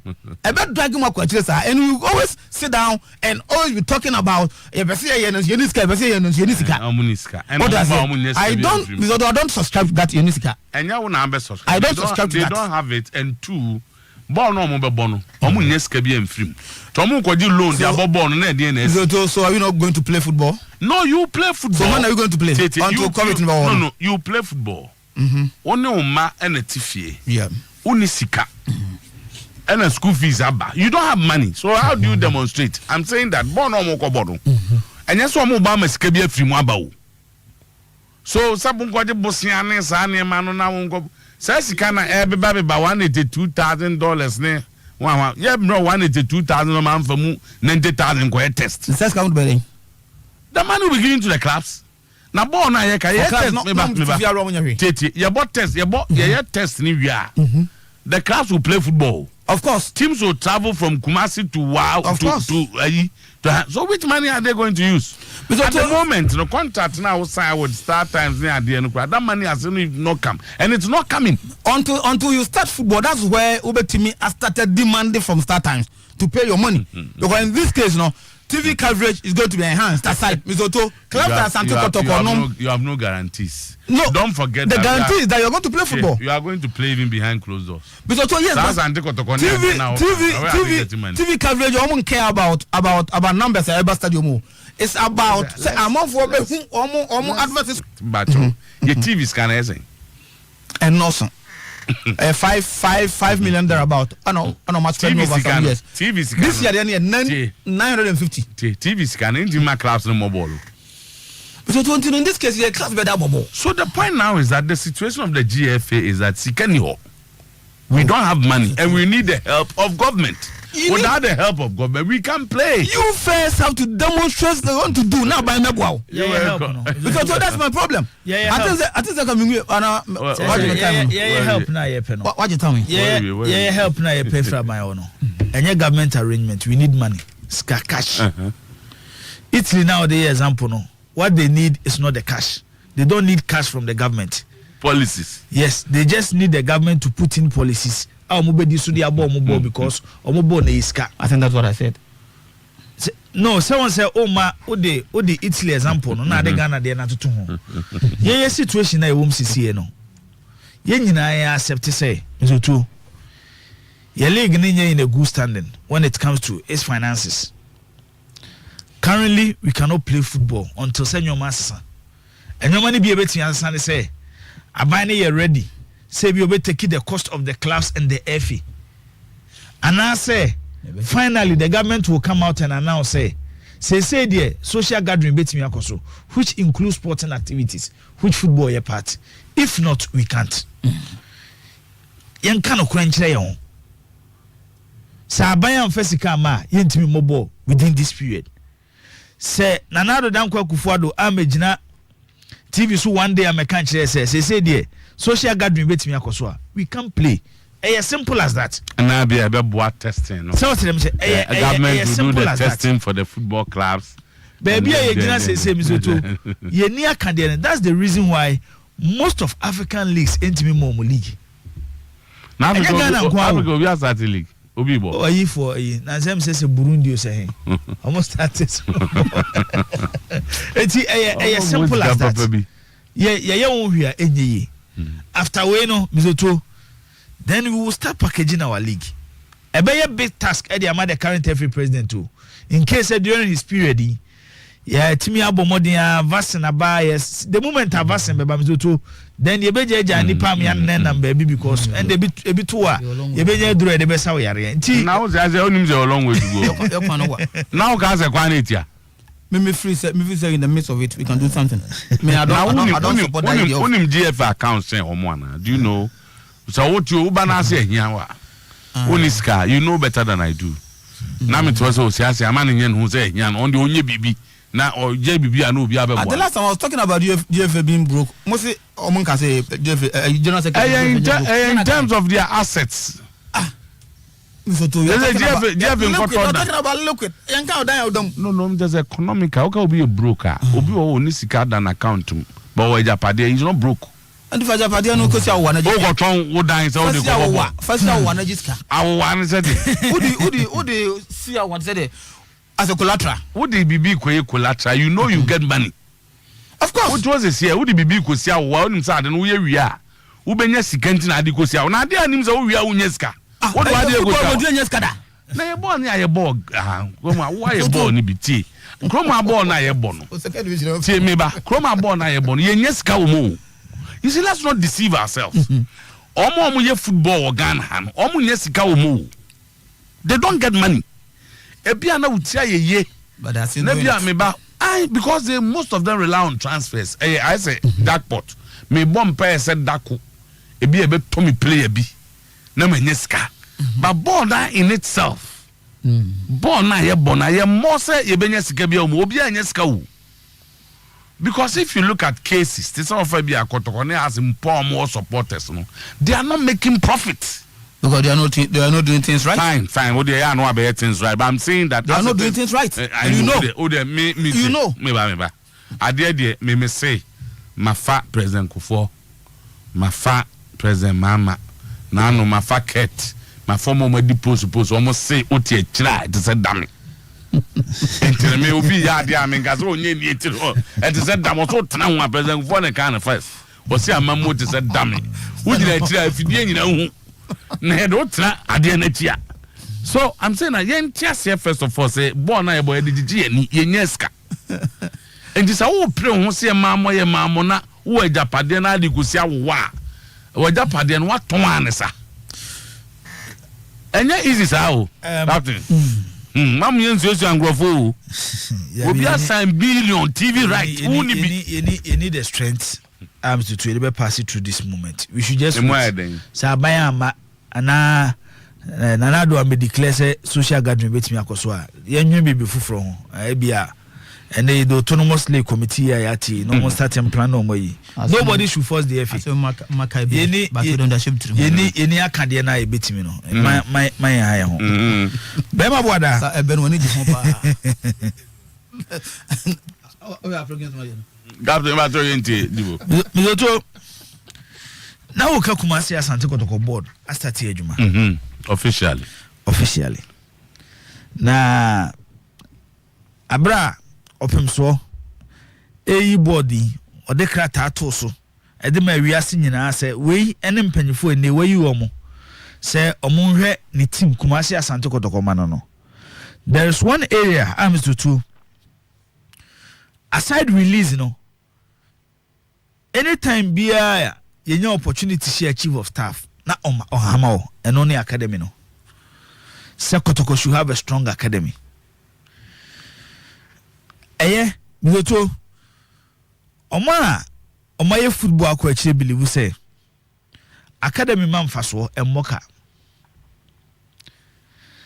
the best source of revenue in case of person ton players na anyeska even than the first team, especially to big clubs there. On say big clubs, most of them main focus winning trophies, instant success. It's debiano, you invest a lot in it. But academy they will invest here, Mizoto. Based on the amount of money now being invested, or returns near baby. It's a good idea. Na matrasi din da bia meka se ye hwe din Kumasi Asante Kotoko ene ne kese se de city a Mizoto wo de compare other football clubs e wa Africa ene clubs e de Kotoko toto mu hu wiase a un se Kotoko aka akire papa. The modern way of doing football, how to run football as a business. Kotoko wa akire no anu entina da bia Mizoto hwe see player biba menka se player ni deserve that amount no ye bo $50,000 se Kotoko to player $50,000 a na da ntokwa ada na se Kotoko to player $50,000 by club side Kotoko to omo no they are buying players over $500,000 and they allow them to $2.1 million players emombe team. Clubs say they Kotoko to omo no eton players and they $5 million, $10 million. omo put two proper structures in place at all level, from senior level to junior level. Semetinasi di na mizoto me kai mani kakra. I ask myself, me eda me real hoye when it comes to how Kotoko is being structured as a club. Year 2006 World Cup no. Unim say 5 years ago, the Liberty Academy was just the best. I'm say amoye 20 best academies in the world. Liberty DM say 15 or 19 mobako if I'm right. Me told them in so an opportunity on how Liberty started with the academy. Any players are Liberty scout to omo, any players omunya omo. Yeko 2006 World Cup no. Na Samoja ne Liberty Academy product. Michael Essien no Liberty Academy product. Kotokotene Kumasi yen high. Emma Liberty be first Suleiman Tari. Edene koy. Oman yen high. Omo yen high. O mizoto. Because Oman yen high. Di ntia make us say. Kotoko put up a fight. Ba say wo ye jini wia. Ye jini wia. On say ade ba ko ne say. Nipa bia mizoto ba bia wote ho no ahoden wo. Say me wo ye de bia chima bonte ba ba me fia. Me kire wo say yes, me so me wo ho. Oba me fia. On say for the time carry hand say if you have a young man, I be catch and say ha, we boy be you say they convinced him. It's let me say you hear the status of the two clubs are. I don't think say Liberty to me convince a player more than Kumasi. Akwada. What's that? Akwada. Yes, because na Liberty has started a process which entices a young player to join than Kumasi Asante Kotoko. Yeah. It's Yeko World Cup Mizoto. Yenya a single player within the team. Kotoko betimi do mo say so mobo. The biggest club in Ghana say player way there. Eye Kotoko ne tete no. That year na Yeko your first World Cup. That same year and na Cote d'Ivoire so come first World Cup. Say Ufa Cote d'Ivoire team na call World Cup 2006 na. Mizoto. Ufa Yaya Toure. Koro Toure, Javier Kwesi Javinho, Ofa Romare Kofindri, Ofa Bakari Kone. Omo nyina were product of the ASEC Academy. It will be a ASEC fan. I bet me the necessity, but I don't know the Danimo. And the necessity will say, some players were there, Omo for ASEC. And the benefits, and the Untiminka. It do stage with Mizoto, ASEC, a transfer player direct from the academy to Arsenal in England. The last time I was to Yehuse Kotoko, a transfer player to a major league, or the FIA, you fight the Swiss League as a major league, was in 2009, Samolinkum. Since then, what the hell Kotoko transfers? Sekotoko ton player, Timbe, senior side. Or from junior and yeah, sorry, Kolo Turo straight. No rough first team. These are some of the benefits. But to get a good academy, Mizoto, these are some of the things you need. The first one is vision. Adiana Oyen, when you see a doing say, Medica Case Bibia Chese, Academy Man Faso, a chain cabo. So we in year, I'm a fan on Twasu. Aside vision now, Mizoto, you know my baby under the vision.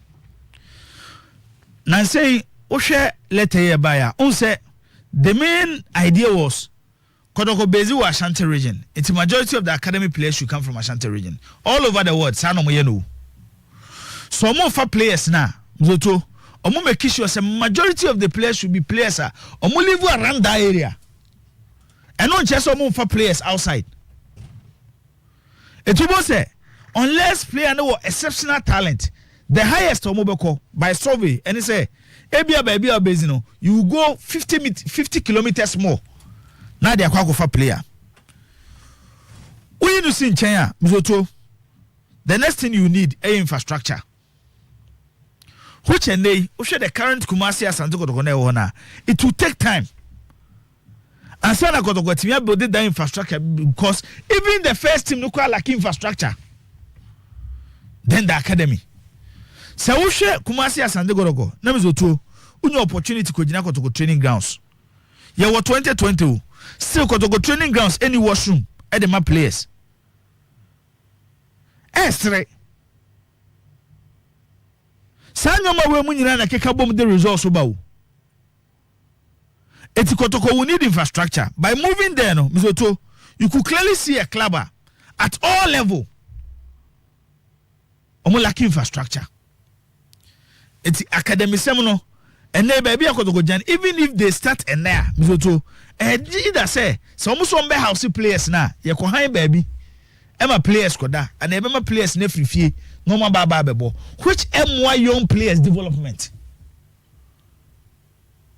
because also player no on free fie na emra Mr. Otuo, how do you control a young player and a diet such a young player because omo your academy players they will need education. There be one basic thing about academy in free fie and there I did free fie baby in academy say I some kind of maker and tina maker say yes I know we free academy we free academy in line no tina maker say so say and they because we need the infrastructure to house players this say be omo ko han mi no mo decide some be house players no players be here education Otuo which most of the academies are here all over the world you create classrooms I they educate players aside no almost academies do nyina they have special links with top schools at it a man temu area no mo no enti ebia Kumasi Asante Goroko Mr. Otuo say ye church player na was a Kotoko link with ebia primary school bi with junior high school bi you ahome na me nya ejuma kakra o dan say na no na ye call Bayern Munich o mo academy no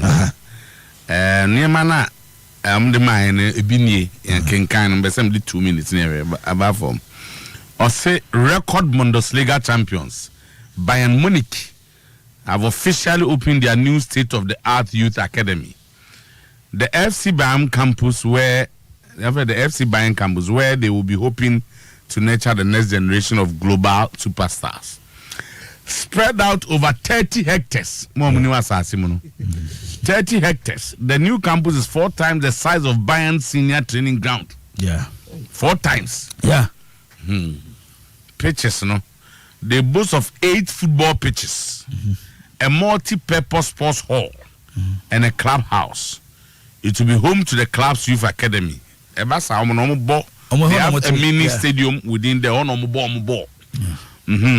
The site also includes a 2,500-seater stadium. Yes, we took pictures there. A gym and an in-house bistro, which will be open to the public.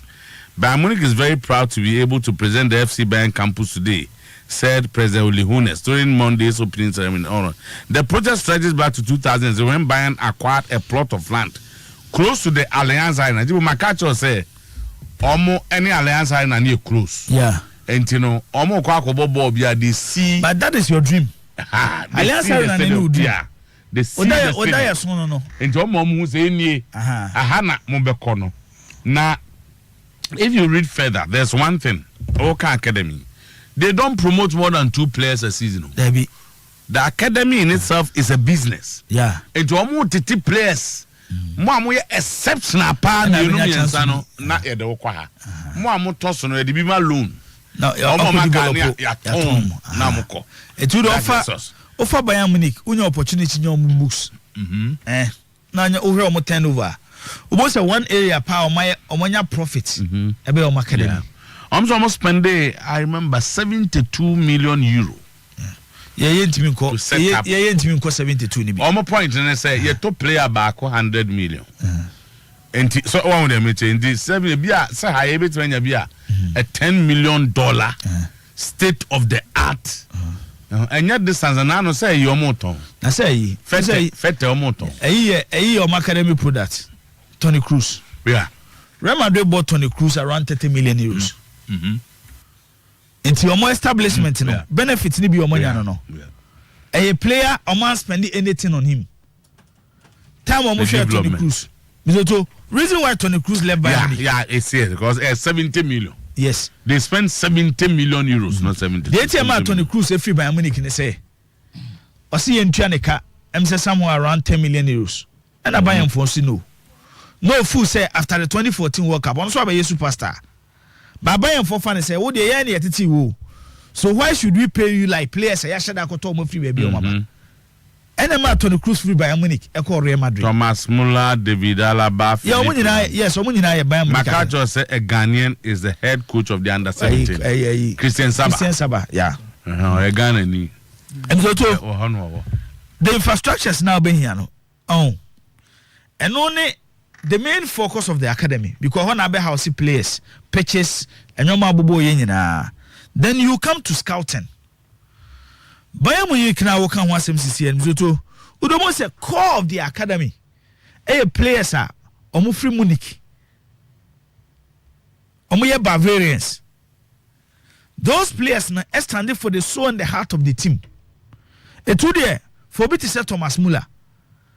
Say Bayern Munich bo game. Na Bayern Munich lusua. Thomas Muller attitude on the pitch different from any other player because the team no. There are other players within the team who be business. It's omo because of the omubenya. But Thomas Muller there, say Bayern Munich bo game near Shoma, Mizoto, and you who de be coffee. Say wo twem no kwa supporters who be room because who dey no.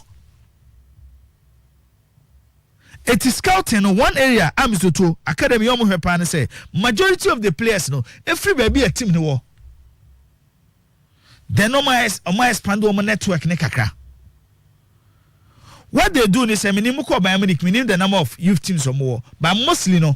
I know more divide on youth teams into 3. No, and I'm talking here 4 cra. The number 4. Yeah. The average is 3. Most of the academies all over the world. 3. No more 10, 12. I think it's 3 or 4. It's the philosophy of the club. It starts from there. Ya pay system say academy had there oba ya bo 433 eno ne ya kire nkra no why it in America or hey or say Ochia striker Siasi and Harry and he's enjoying the discussion.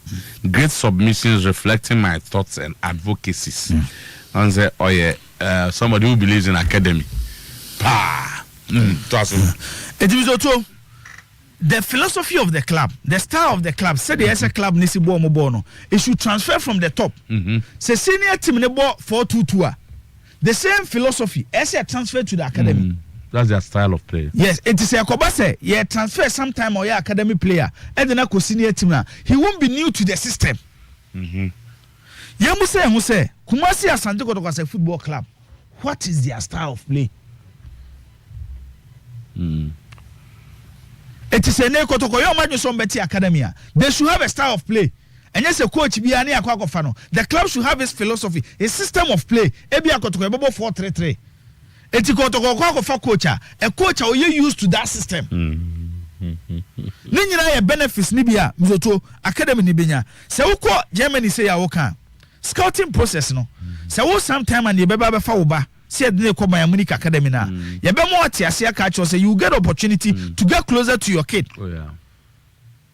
Because entity bia ye de be ma no. Ebia odona wo be show dia ma oba no. Ebia ye ntimi mfa ma no.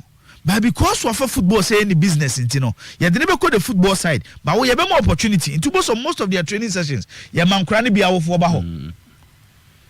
Just to watch and kra no na motivate wo mo. Bema boy da we no free wa financing. Eno ne asem no. Enei se Kumasi Asante Godoko e decide say omo ko fully into academia, they will need a lot of money.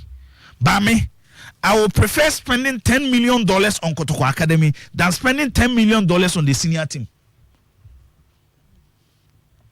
Based on the current financial standing of the club. There's the only reason why. Because the market doesn't belong to here in Africa for. And the mom dictate the world market, Europeans. No. Omoba, no musomoba be top players. Ask yourself reason why. What for betting me at top players every transfer window than Kumasi Asante Kotoko? Edientia. How many na Premier League? Age. It is a Kotoko beton fatal 100,000 euros. What is this? Kind of call wafa. They will not take it. And to invest even $5 million in your academy, infrastructure, scouting, coaching. Otuo, the benefit that you will get in the future no, and you more than the ubenya with your senior team. Entina, most of the academies all over the world, Otuo, omanya a lot of omanya a lot of benefits. And they go fast par academy course what Qatar. The benefits omanya. One of the best academies in the world, Cesar Academy. And they ASEC Academy, also Benin in Cote d'Ivoire. One of the best academies in Africa. And another more example, minim say Acheampong picture, I can present the picture be too so. Marc Jean Giroud, therefore as a Wenger Nipan ha on picture. Footballers we're free ASEC. Our free ASEC. So more on cost Senegal say I just say on a Paradu FC. Algeria partnership. Also about best 6 a Mali. One picture here that's it. Who won't play across?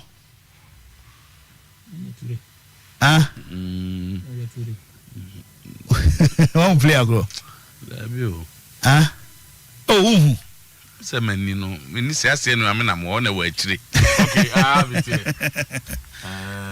They don't jump in. No, I do jump in. One channel.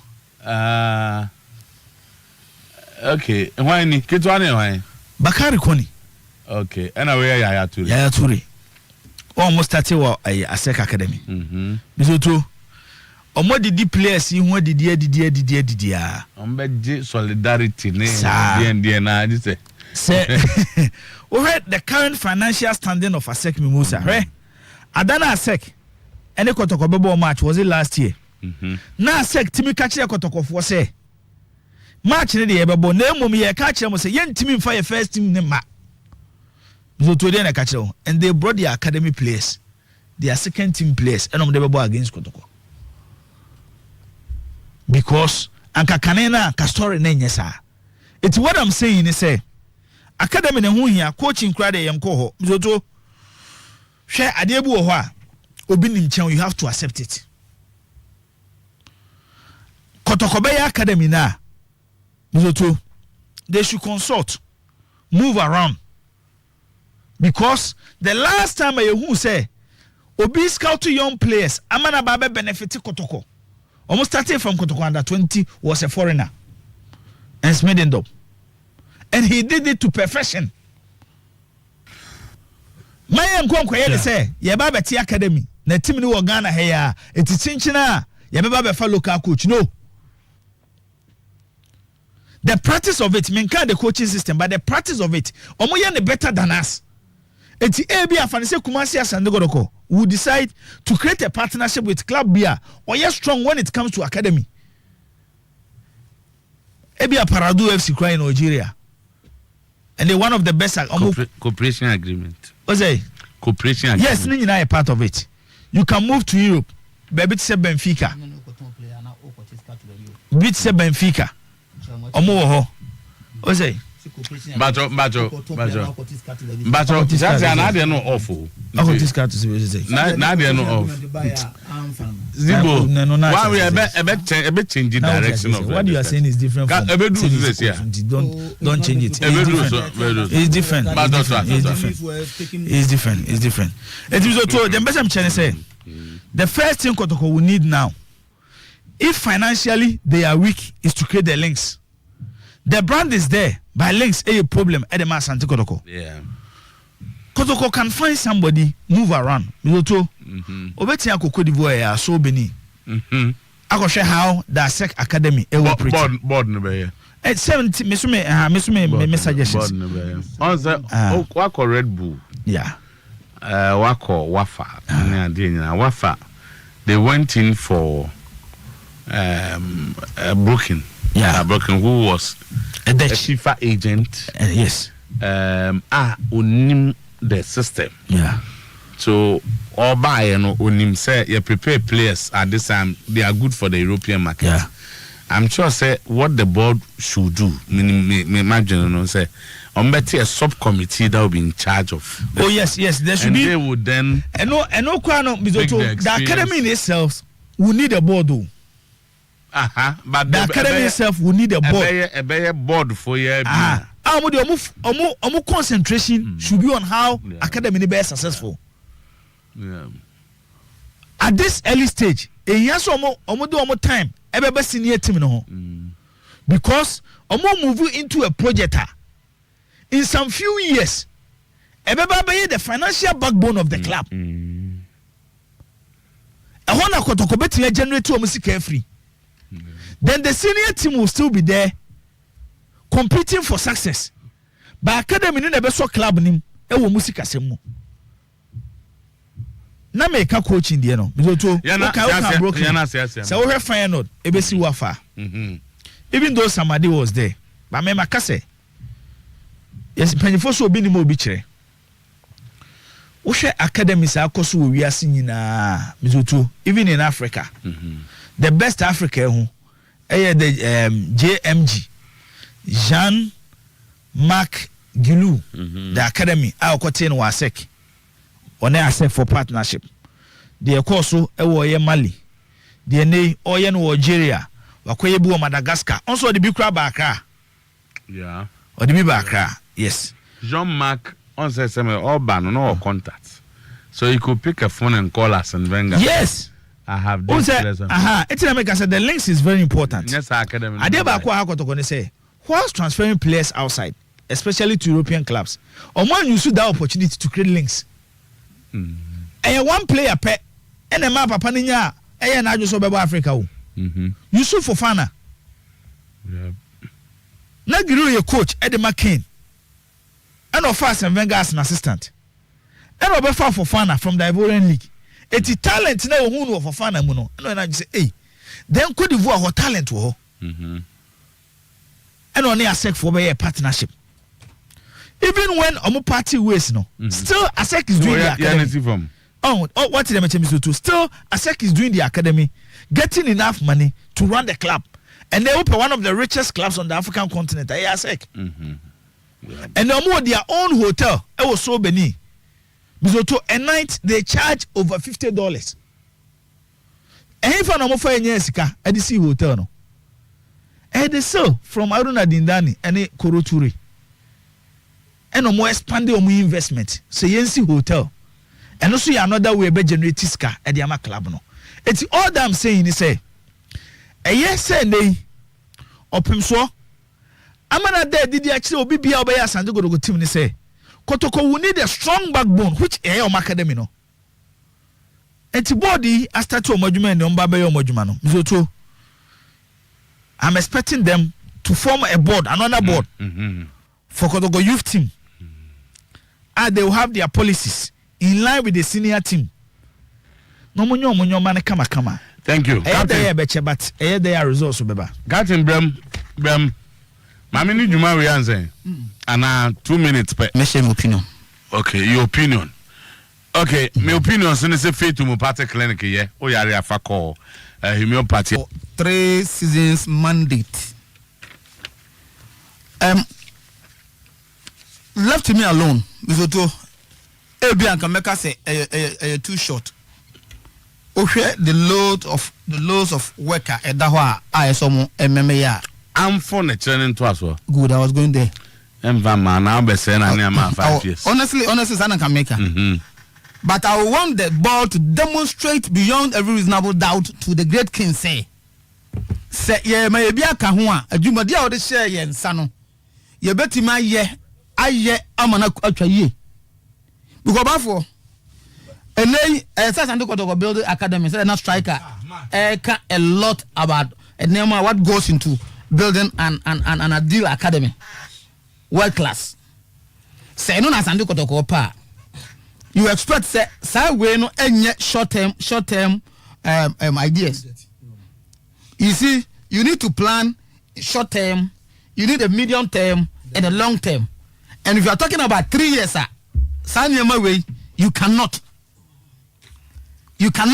and on an ordinary match was ye ka say bia yenko si infrastructure kotoko board no ba o man timi anye and on mo ba ana we ba ye no wan timi anye se obedi esika de ko ba mimi free say so demonstrate say ade a ye ka say ye no what's at first of all ba ye no the immediate focus no should be the first team no how you bring the first team into a winsome side ebetimi attract the supporters to come to the stadium in order sadebia we bia on sabe kan osika. You get a point? And no, yes, you leave it for the CEO to good manage it, and the board quickly you channel all your attention, your focus onto one the structure, the academy, and all other projects. So that's why we are talking about short term, medium term, and long term. No? Because we might not take one season. Never. If you are bringing the club to that level now, might not take one season. If you 1, 2, getting to 3, and after the team next see baby again, after a bit more competing with the elitist clubs now, dominating the local football, then doing well in Africa. Competing in Africa. What I said, yes, competing or doing well in Africa. So the 3 years, Ubeka say yes, sir. But it depends on how we see aye Jumano. So we show us that what the bear within 2, getting to 3, no, I'm a team no so attractive to the extent that potential investors are asked at a bar.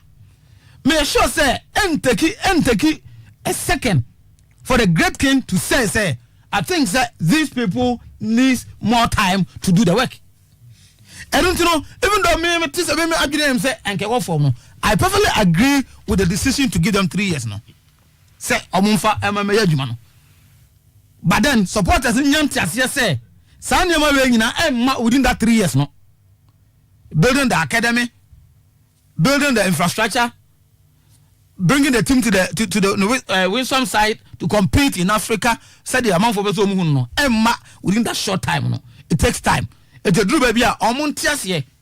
Now omun follow the management no. So there should be that what we call blueprinter.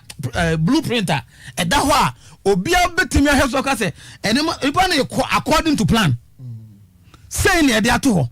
Ya so short to say year 1 year, yes, year 2 year, yes, year 3 year, yes, 2 years. I was supposed to be me read your way, you know.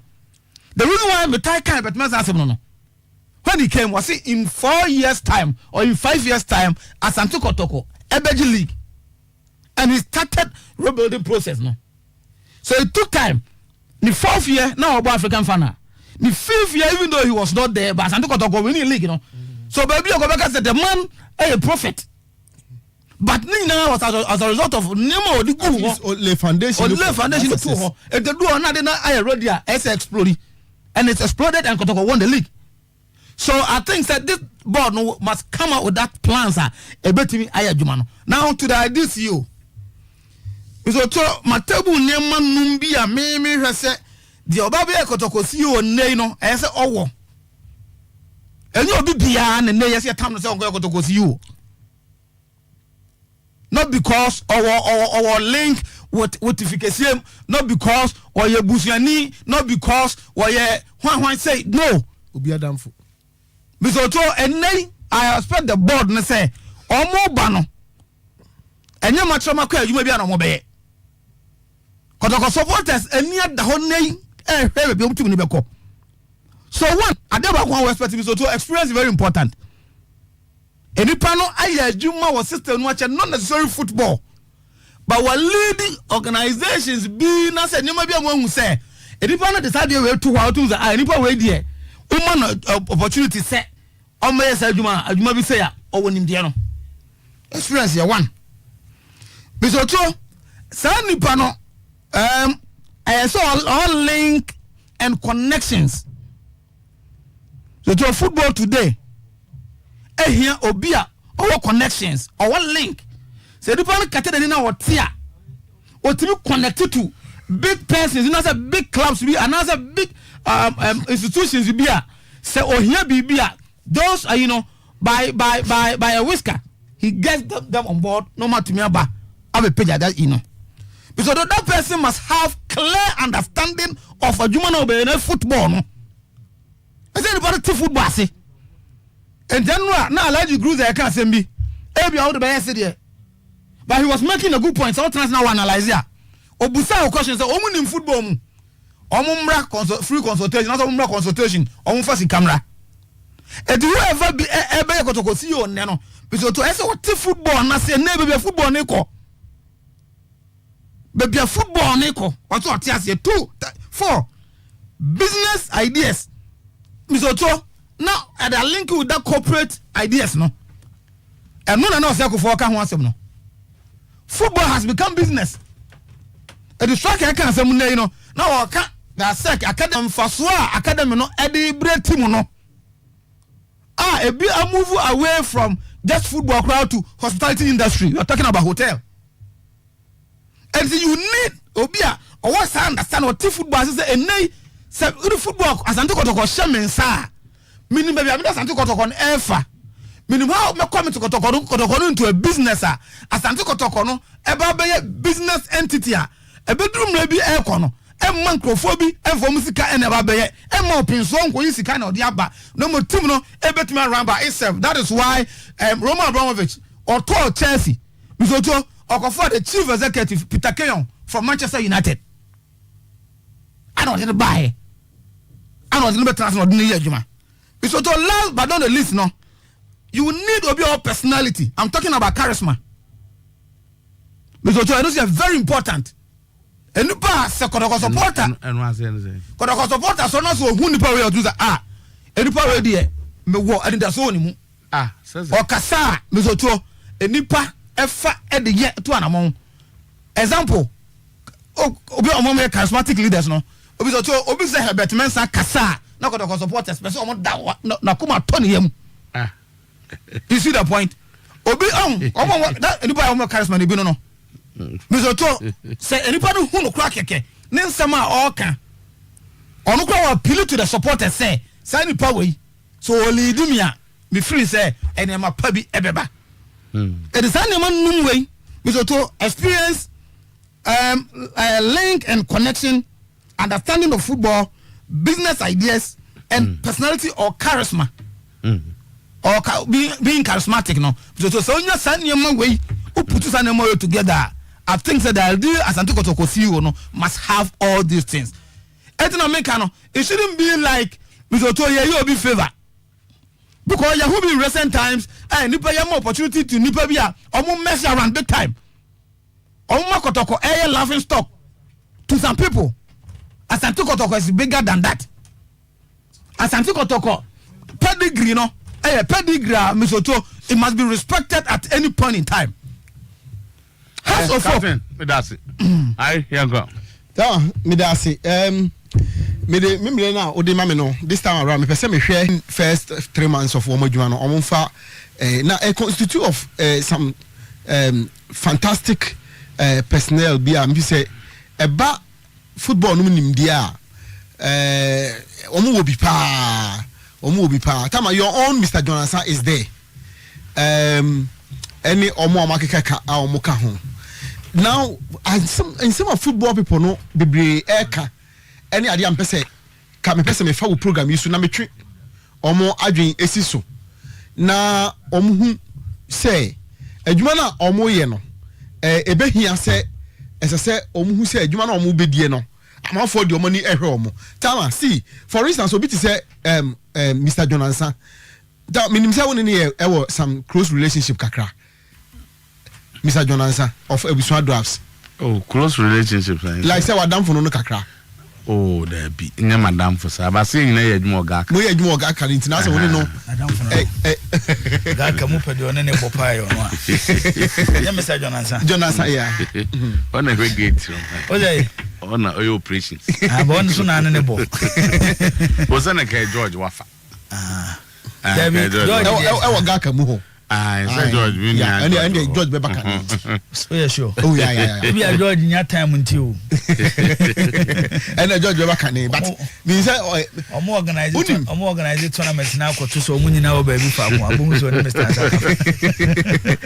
That also who play football platforms different platforms especially maybe a clubs no war now some even say as a cat to afa nkofo and onwane nkofo people who are seen to be ne nkofo na say we no nipa miensa no on eyi omo e the PL na eyi omo wa fa nkofo say nipa miensa no enya cat na eyi no omo e PL bi na eyi to gba afede Dela ena Jonansa tama enya kwa Measure say ye kwa say nye kwa Ochina the PLB that pick them. Ochina me ba ka ana say impo say kwa be wanwumre ya me no bedi nkomo bi say afi me nya permission na.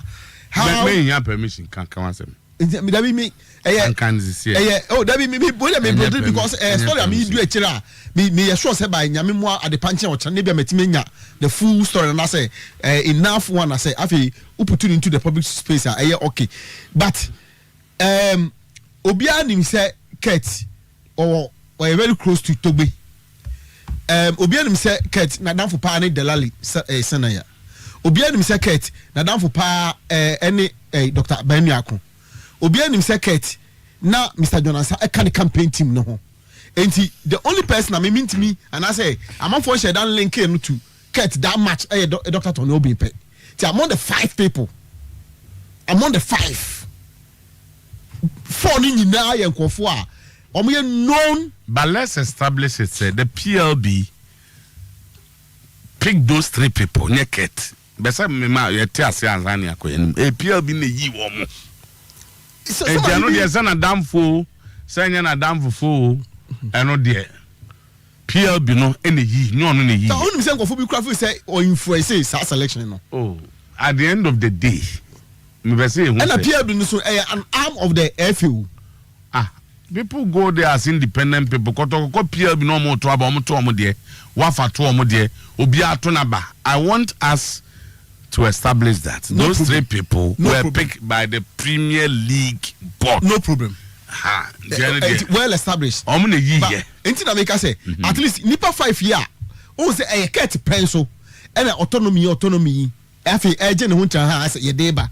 Nipa 5 na omo ko hwe ayesa ade no. Emu 9 nkofo they seem to be on one nkofo. Emu miensa PLB na yi wo mo. No, it's very important. Oh yes, it's very important. Yeah, establish here no. Intimidate sis wa. Because you see, mami ka asem cho. A lot of the people who you ma sambeba out as sketch number for instance. Say ukoyi minim so do safu na represent your man na say a guy na union. The other people on the man say 11 wonders come in a koi. If they have voted for Komi Canada for no. Yeah. So a lot of the people no are omu because Kurt ni no represented dream says you PLB all this while. Obviously any football no nipa bebre no uyi omombe o madam for. But PLB ne yi say nipa me they voted no problem. And then omuka say ye pe John Ansa ye pe Dela somebody like Dela or one person anytime obejina bibi say ento man wo GF and he wins it because of the way on money relationship was created with other people yeah. And you know you koyi na say or ye Kurt adamfo a ye pure before na na to in that sense you may not be fair in that sense but the fact is that na down for naked and there no there say no problem but pure be na yi wo mo minim obi a obewo ha be yin anya na obi a be body di anya na down for naked on the PLB clubs now. Okay. Enti Tama, you see, me kwa no point I make nyina ne say. Therefore, omodwuma omo ye no. Already no, eni bi say na nkofo de hwe wo omo. Enti omoma omo hunu bebia omo be fa, say na omo be ye adwuma no. Na akoye say yes Kurt na influence. Because some certain small information be some information be me try say me piece it together no. And these informations are coming from the clubs now.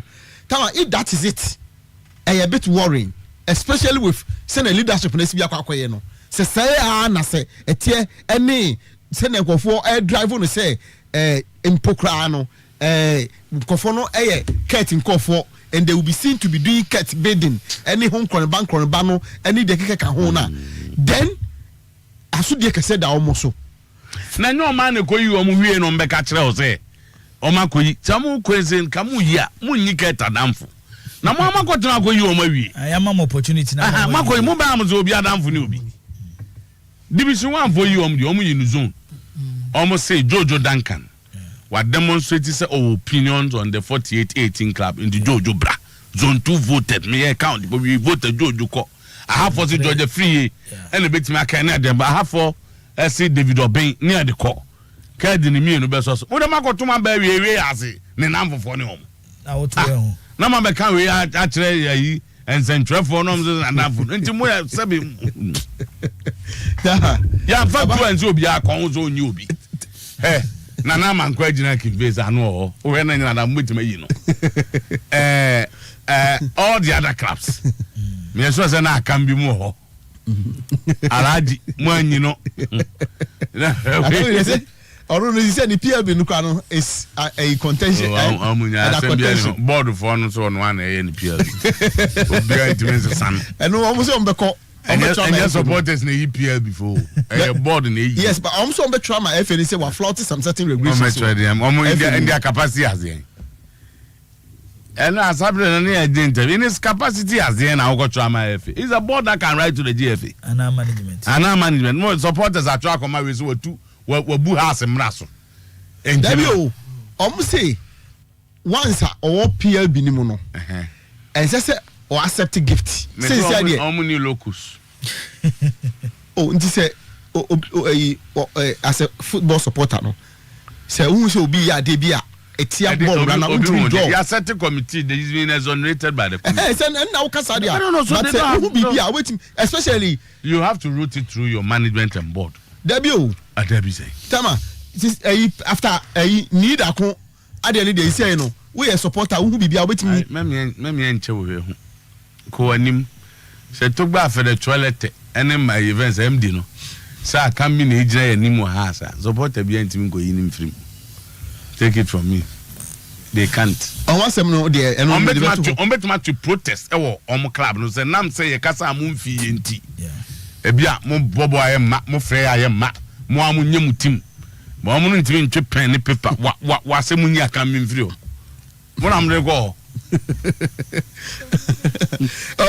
editama omodjuma no so ya na ye kan say eno na amankofo bi mu mpo agidi say ene the suppose Macnuna coming back to Ghana no bia say Togbe enam se Togbe no obianum se onya daji we comment my reserve for now adey the Macnuna issue no I raise you baby and war resistance and go for say emaso Tama this is be a Togbe ne betu an kade ha no be dey on na be head the new autonomous body want me run house of go na be kire kwan fa so new autonomous body be to run house of new autonomous body be sa committee advisory committee but say omo no recommendation no there's a body that is going to implement it advisory committee amu yom be kwa come executive council some suggestions no kra na be fa na ayem fa no yes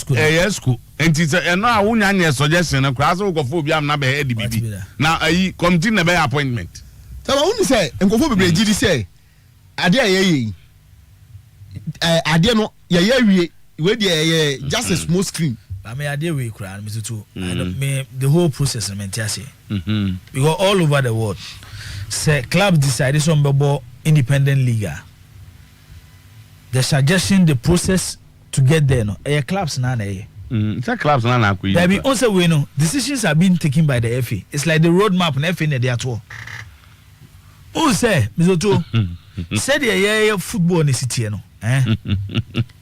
Say, yenye independent league ni say Kim. The FA president, Mr. Otuo, na juma be say. Talking football so. Football be. That's a football. Football be. No, the league will move away from the FA. Then the league will move away from the FA. Yes, you say when it comes to the national teams, any grassroots development, and yeah, FA na juma because when it comes to the national team, sikasem abano and the but FA play rule key rule and only the apart from sikasem all other things including invitation of players organizing matches for how many times near national team ball matches how many times national team ball matches but still like on the first na every time na so only jibo na koche mama abas nkabi na kan bese me kai sia I see 7 no ebiem ne ya ebiem na Mr. Otuo ene baby a football kono yenya mi nipa nie me yonku nie ne ho ahwane sa anwoma no ene football na business na o yonko no ya ade a obetima ya no who say emfa carpenter ni ema ne nkoye tailor ni adwuma we wo munyan sa we the tailor ni na be tailor on say baby opama de say amanfo start tailor bi opama de enye ofe amanfo start tailor bi especially for Acheampong sa wa na lobby amanfo lobby pa na wonzo carpenter ni oh asam na America two different things in America what I'm saying is say enchese won't be football but per area where you strong na fa the tour hwe makasa de we are on so many occasions too ba for kasa wa ha no boy Van Gazi this thing too so we the background as a CEO the strength here dey we dey move to other African clubs na show mu CEOs ubo so mo ya na ti say obi ti say Achi understands the game. But I mean, if me with opportunity to appoint Achi, occupy Robo as Santi Kodokwa, I would prefer giving Achi be a sporting director than giving him CEO. Oh yes, sir. Enche. Obakas wa fail because one for now got to baby a juma no. Abas me no na ye juma we nti brane enye jibo. Me start here this day Achi so start media sa na one we dey kodru. Central juma sa na dey kodru football mu. Na no ever dey what's am okay. There be tia na mpese mu football no say ye nim say ye dey na ye no. Street sense. There dey any technical. SS. Street sense. SS. Yes. Then any idea football. Street sense, any idea football, any technical. So now, me by na me na seki, aha. Yen Kotokwane House Academy, any yeda. Oh, they are 7 hours. And then they are sending motives in any yeda. Yeah, now me see me the new street sense now the any technical. And then some motives in any yeda. Yedi adie. Abas ya home ba. Yedi adie pa. Me ba no abeto. What you say? Mami me we na beto. Oui. Wa bodu o. Yari. Wo so dane. Say Ghana Academy Kotokwane House. Die be mu wadwo Kotokwane House nya academy asem na ade bi academy no nya nti ase. Dem so person tintinam se media ni street sense na wo de technical. Onti academy na ase. Me say me dia no me nyi mu achinyo. Onti ase se Bayern Munich timi academy na na Kotokwane ase. Ti yen me ka yen. Me just di ntina. Yentimi. Real Madrid. Me before answer na me be join house of folk no. Me nim di ntia me be join house of folk. Di ntia. Because House of Folk is a big club no idea or a lot trophies. Na one a trophy chain by Bayern Munich. But because Abrofo no dia no deal. What's that I no can if you say. Yen you say sorry ball mu nyina na ntinete si ba nyina no. Yenim say Arabs no was catch ye. But you timi compete with Arabs no. What you see yawo. What you see yawo. Jewa home herbal and diagnostics clinic. Jewa me for ye specialist herbal almost say nutritionist doctors said duane a obedie ni djuma obedidi atro ni nyina am ye free screening hepatitis B and C sugar level pregnancy test LFT RFT test bia person ye wo wiase bia PSA urine routine examination ni nyina no okọ tanoso Supreme Savior School Elder Safo kwan so a ho na jewa home herbal and diagnostic clinic wo bomodin akone koye kohwedie ntia uti ye ya kohwedie ntia bibi ye wa wonte ase na we provided diagnosis in laboratory test ye treat ade bia ye nya ba kokura wo hypertension prostate hepatitis ulcer typhoid stroke hernia chronic bleeding sexual weakness ya de bia de kojo ahome ya be hama sciatica nerve pain say cervical cancer all kinds of diseases ye adwuma 7 a.m. to 6 p.m. Your Tano so ben Supreme Savior School the Safo kwan no so a bomode na hwe akire kwa 054 555 1412 054 555 1412 fire de bia bra je wa home ne be hwe ama ye be ye nhwehwemu na yamwa ne puma sibre 0270 413121 0270 413121 Super Lovic phones download your app ni bi se ewo Super Lovic app na okwa obekwa akopie bo say in fact enema ye ton wo ni djuma ye de ma discount ho na wonam a your Samsung Huawei Tecno Infinix Itel Airtel yani Airtel Tigo for aka bo ma SIM card ni acho credit ni data kwa de obeto bia wo de ma auto item S15 ma quality leather watch na afia ma data ne ade aka ho wo chiche TV ne ade ma ye lucky customers PZ yo adum kejetia in between Opportunity Bank and MTN office so for lines yo hobenya KNUST Tech Johnson Asafo so your shop so Accra Sunyane ne Takrade nyina number is 0207 831206 download your Super Love app no Kodon Ganza leme waji atum Lord Healthcare any Save Your Liver Foundation akabo mu di dwumaso de omo ye ne say sisi odu ani be che Roman Hill opposite Solid FM and that Cadillac down ho a okwa o se wa ba obey screening ni bi 02025437754 free and nisika ho area ne apa kwa befa so etimi abo brebo no ban ye na Lord Healthcare any Save Your Liver Foundation at nam so omadwene ye ho Alaska Star Enterprise any nie ye ne akofa original wallpapers no dia ba ye original wallpaper center Ghana ha nyina your wide range of wallpapers and the wallpapers ne the design ye dem ye decoration kama paint ne ye kakra Alaska ko Germany one Alaska na Canada Spain USA France Italy Denmark Sweden no akọ selected the best wallpapers diaba government institutions and private ones bebia say ya himfie say yen sorry recreational centers offices dem ni ade nyina na bra na be Alaska e wa dum opposite Boss FM ye be Prudential Plaza number 0554 114878 in the bradum also here Alaska na 0268 419 596 0268 419 5960554114878 Prosinia Drew ya na wakwa pebimbu seba mesha eye payo number 1 immune booster no Prosinia Drew onuma yade ntimum da bia ho the Hospital Square Junction Dankers People Junction baby eto Drew bia de oduru awasem ye ba ko so pe Prosinia Drew no no an offer 0246208496 0246208496 and 0540 710113 0540710113 Drobia no bet sanabas yen kwana memfa wincho Magmafo Enterprise who sit down I also call your TNG your floor tiles quality American paint all kinds afins your security doors room doors single double doors nina no baby back up Magmafo Enterprise but modia na ko home chiri kwan am so mako Germany ni ade na akofa ne ma yaba ahene makoko be opposite Bonsu baby a double road na end no ehwa Santase lorry station so obenya Magmafo 0244484461 0244484461 0266 709178 ne ko abasa fe ya so me ndidi kan say wabodu adani Ola da teseka se Sometymer uni no pa da teseka minim director pa on tiapo papa mama mi amachime director 9 okay empire man regional say about 12 e be free ana yakwa akohwe no oh strong man pa na left in the hano achi right no so asa be kan wa okay ne mo nkoda mo vampire bo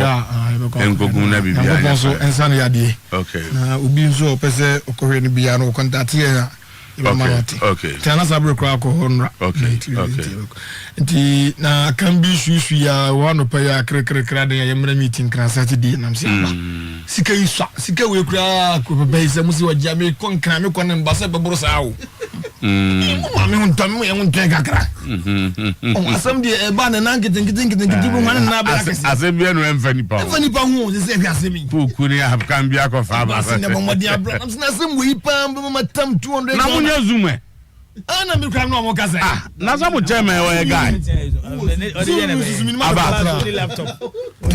aba so phone laptop ngola no obi ana mo nye no mo nsete ma nti e be ka kire o ka kire o se dia bi ka o se meet we se ka okudi ene de meba meeting o mi nya botre asem ze zoom abetra se ka okudi jansi we meeting no they say United Nations from you zoom I'm president for and the border ya tunye zoom catch omu say omu nye zoom omu nsete ana ma go 25 ana River be 7 as 8 Microsoft Teams one mo mfanye men ko ba bia na we dia ba said o mo university ne de o ko mo we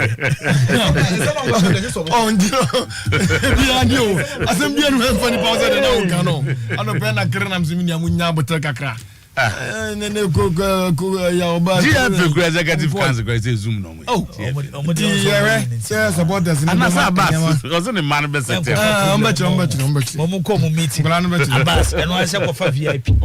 Usima Homache. Bear 3. Wow. Emo 7 8 now one kind. Meeting here time. VIP no okay say VIP me ko fa na me kutua na bi se Baba Musa say the man is back at Asemaba. But I'm also how is true that new secretary cancellation of the Ghana Premier League. And the announcement be a massive